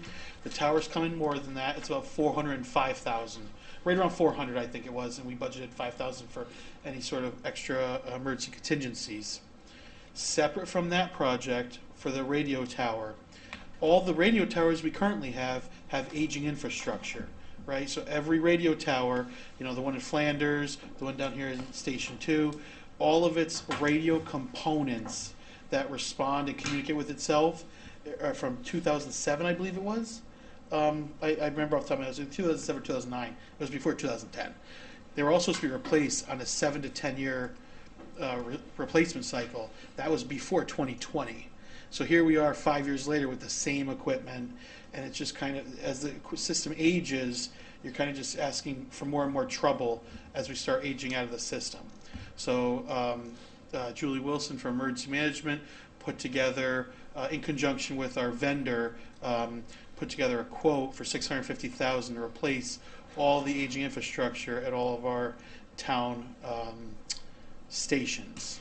I guess stations is the word. Radio towers. Radio towers. So we put forth $1 million, $1 million or $2 million to the state of Connecticut to upgrade our town-wide radio system. That would mean we would have either tri-band or state radios. Don't ask me exactly if you want to know. Send me an email. I'll ask Dan Cleary, our IT director. But just upgrading the whole system. So if you think about it, Public Works, Park and Rec, Police, Fire, Board of Ed, all use this radio system. So it's one of the most critical components of our town operations is this radio system. And right now it's kind of done in individual tranches. You know, you'll notice the fire service put in $250,000 for radio upgrades. It should be done town-wide. So the idea is we'll get the upgrades to our infrastructure, right, to make sure our infrastructure can handle it, and then work on phase 2 of actually upgrading the radio system in its entirety. Does that make sense? So those are the 3 projects we put forth to the state of Connecticut to see if we can get any bond money. And we had one of the calls we had, it would be easier to get the money for the community center, the 17 million. It's an easier ask for the 17 million for the community center than it is for 400,000 for a seawall. So don't ask us why, but that's what we heard. So we put in the 17 million for the East Lyme Community Center to see if we could get it. So See what hits, see yeah. what goes. But the thing about the tower, the tower is the thing you see sticking up in the air, right? That's the tower. But it's what they hang off of the tower. That's the infrastructure. That's what the equipment that needs to be replaced. And you've got equipment that's it's exposed to ultraviolet light from the sun. It never gets away from the ultraviolet. The components deteriorate, and the technology changes over time. So it's really essential to upgrade periodically that equipment. And we've had instances where we just can't, we don't have the continuity of communication with our fire, the police, and that's really a critical aspect of safety in the town. So to the extent that we can improve that and make it all work together, that's a big step for our town. And I want to thank Dan Cleary. He's been instrumental in helping to make this happen. And Nick Beneface with his the grants if we can get them. So. Do we know when we will hear back? I don't know. I don't know what the time frame is. So I can try to get back to find out. Yeah, we can ask. Yeah.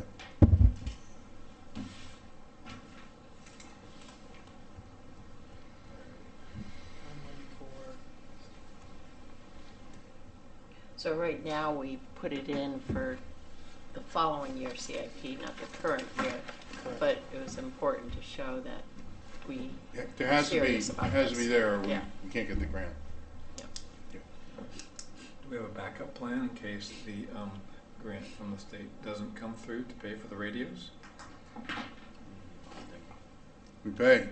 It's we would have to bond it and find other funding, but this is a placeholder. Estimate of the likelihood of achieving this? It's what? Ballpark estimate of the likelihood the state will fund this? I don't want to. I would just be a guess at this point. I don't have a sense. Good, bad, middle?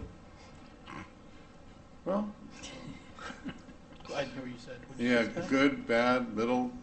I would say middle. I mean, who knows? I'm hoping we get at least one of the if we get one of the Yeah, if we projects. get one of them, it's. It's in the millions of dollars. Any 3 of the projects. So.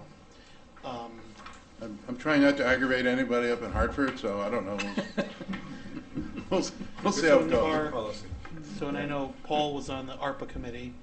We did buy, I think, $400,000 or $600,000 of radios, but they're police department. but they're Harris radios, not Motorola, and there's an issue with the licensing.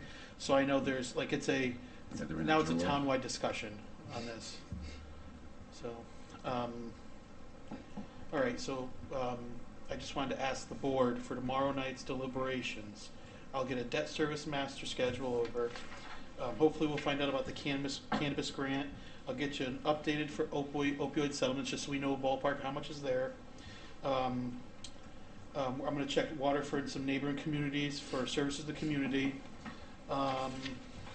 Is there anything else that anyone wants any further clarification on or detail on this budget, or so I can pull some things together for tomorrow? You probably said debt service master? Yep, You said- yep, okay. got that. No, I I just want to think make sure we have the projected budget, the okay. date that you sent out. So that was the one thing I think that I had asked for. Are there any departments you want to see here tomorrow to ask questions? The Board of Ed is planning on coming, and we said we would start them first? with them first, yes. Okay. So, overall, I would just say, we'll start with the Board of Ed's budget, and Work depending, down. yeah, and then kind of go through. I think in past years, we've kind of gone line item by line item, and it was pretty tedious, and I think most of us have, got a much better handle on what every line item is. So I would say, you know, come prepared if you have a particular item that you think you'd like to address. We'll, as we move through, we'll ask, you know, okay, anyone have anything for this or that as we go through. All right, and then one other, I'd just like to add, Yeah. it's, at the end of the night, we should save some time for revenue, because nowhere else have we touched revenue. Yes. And I think we can play with the collection rate. Yeah. We can touch on the collection rate. We've already adjusted the grand list. So I'll just spend some time Do looking you at have the revenue? Yeah. Can you put that Yep. up? Because I know I had a question on it.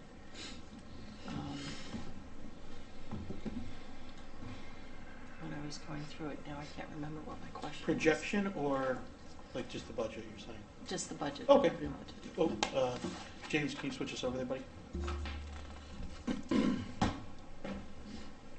All right. Yeah. See if we had ergonomic chairs. It's true. Yeah, no. I know. Do you remember where your question was, Denise? I'm hoping I can find it. If You want to not- scroll down here? Let's see.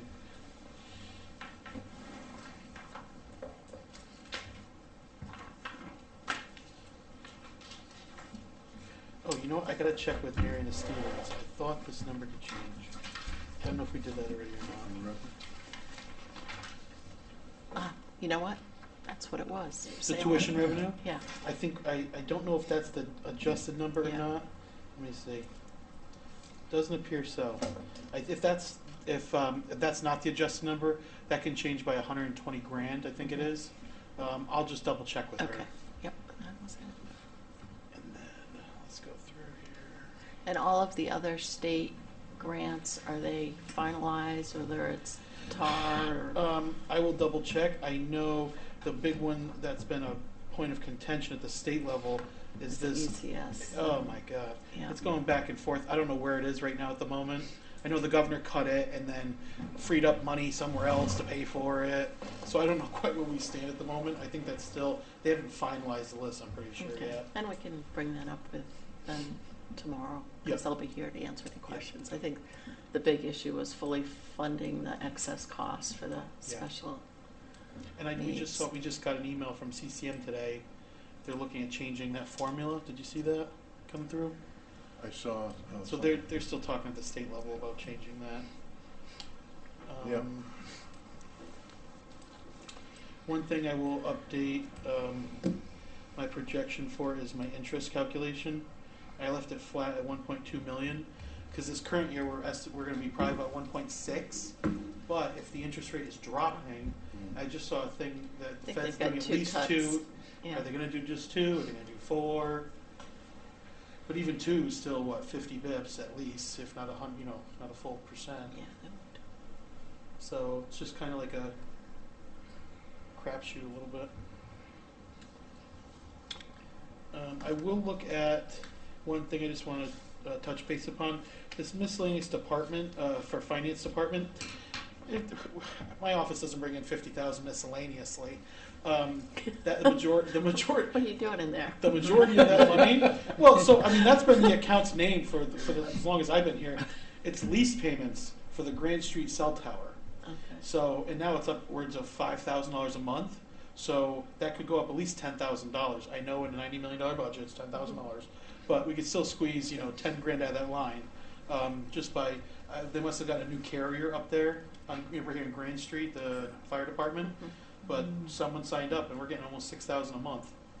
So not a bad little chunk of change for that not so tall tower.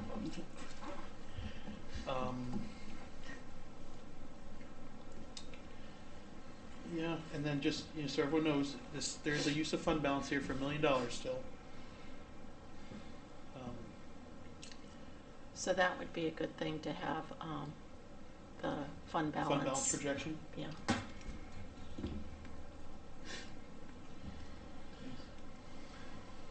And Kevin, of the fund balance that we had appropriated to use this year, have we used all of it? So, really, yeah, I mean, yes, I think we're going to use the majority of it. Let me just shut this off real quick. So,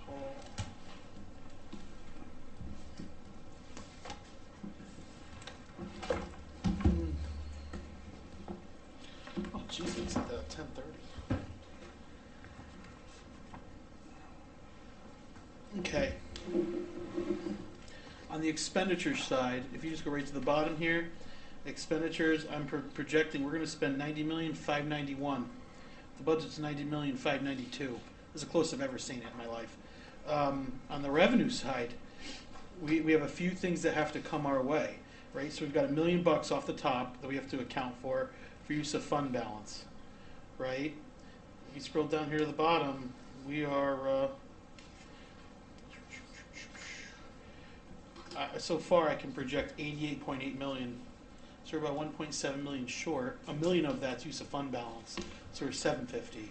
If they don't touch the interest calculation, right here I'm only budgeting for interest calc 1.15 plus 270. Let me just click enable.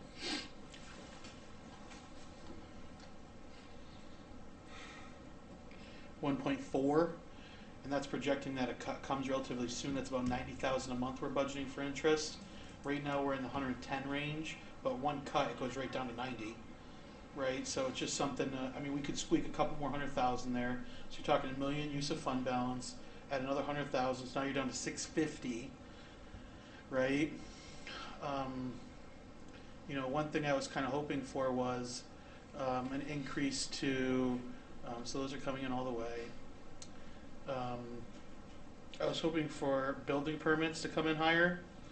We're budgeting about 750 of the 750.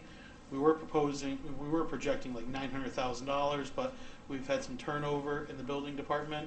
And I think that's going to probably drastically. I don't want to say anything. I don't know what it's going to do for the permits coming in, but it might slow the work down. I don't know, right? So just something to keep in mind. But this was projecting, $800,000-900,000, and I'm no longer projecting that. So just something to keep an eye out there. See what this comes in.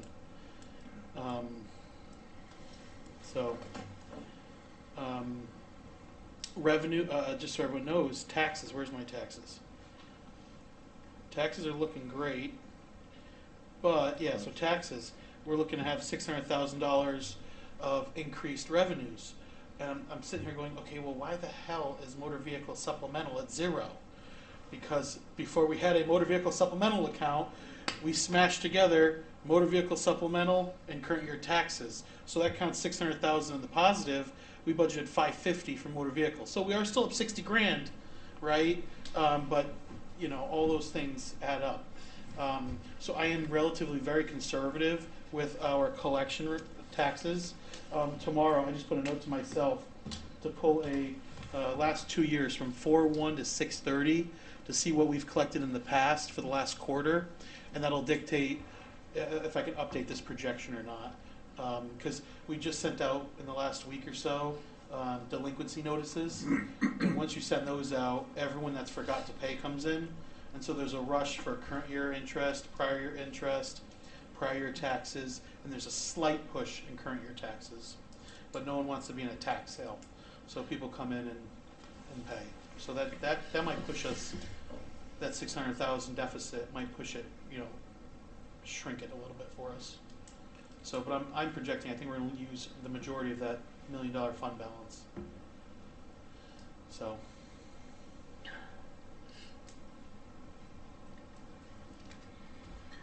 I don't know if you're the right person to ask, but I had asked last week about crime patterns in town, in terms of what directionality they're going. We did send the report out.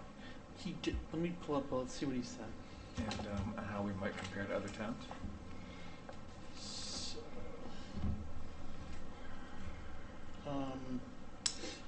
So he sent us a yearly report. Let's see. I mean, if it's in email, I'll just check it. I didn't see it, but I'll. So on 3/27, he emailed it to us. It's got the annual report for the police department, then the annual report for the animal control office, and then it's got an analysis by the Institute for Chiefs of America or something like that. Okay, Whatever sorry I else you missed think. it. Thank you, I'll look. Okay, He got his email correct, right? Yes, I do. you're good in your email? I do. Okay. If not, just let me know. I can always forward it to No, the. I just, I should open it. Okay, so, public discussion, no public. Board comments? Yeah, I just the services to community, people need to realize that most of those organizations are providing supplemental services that our town cannot offer for our population.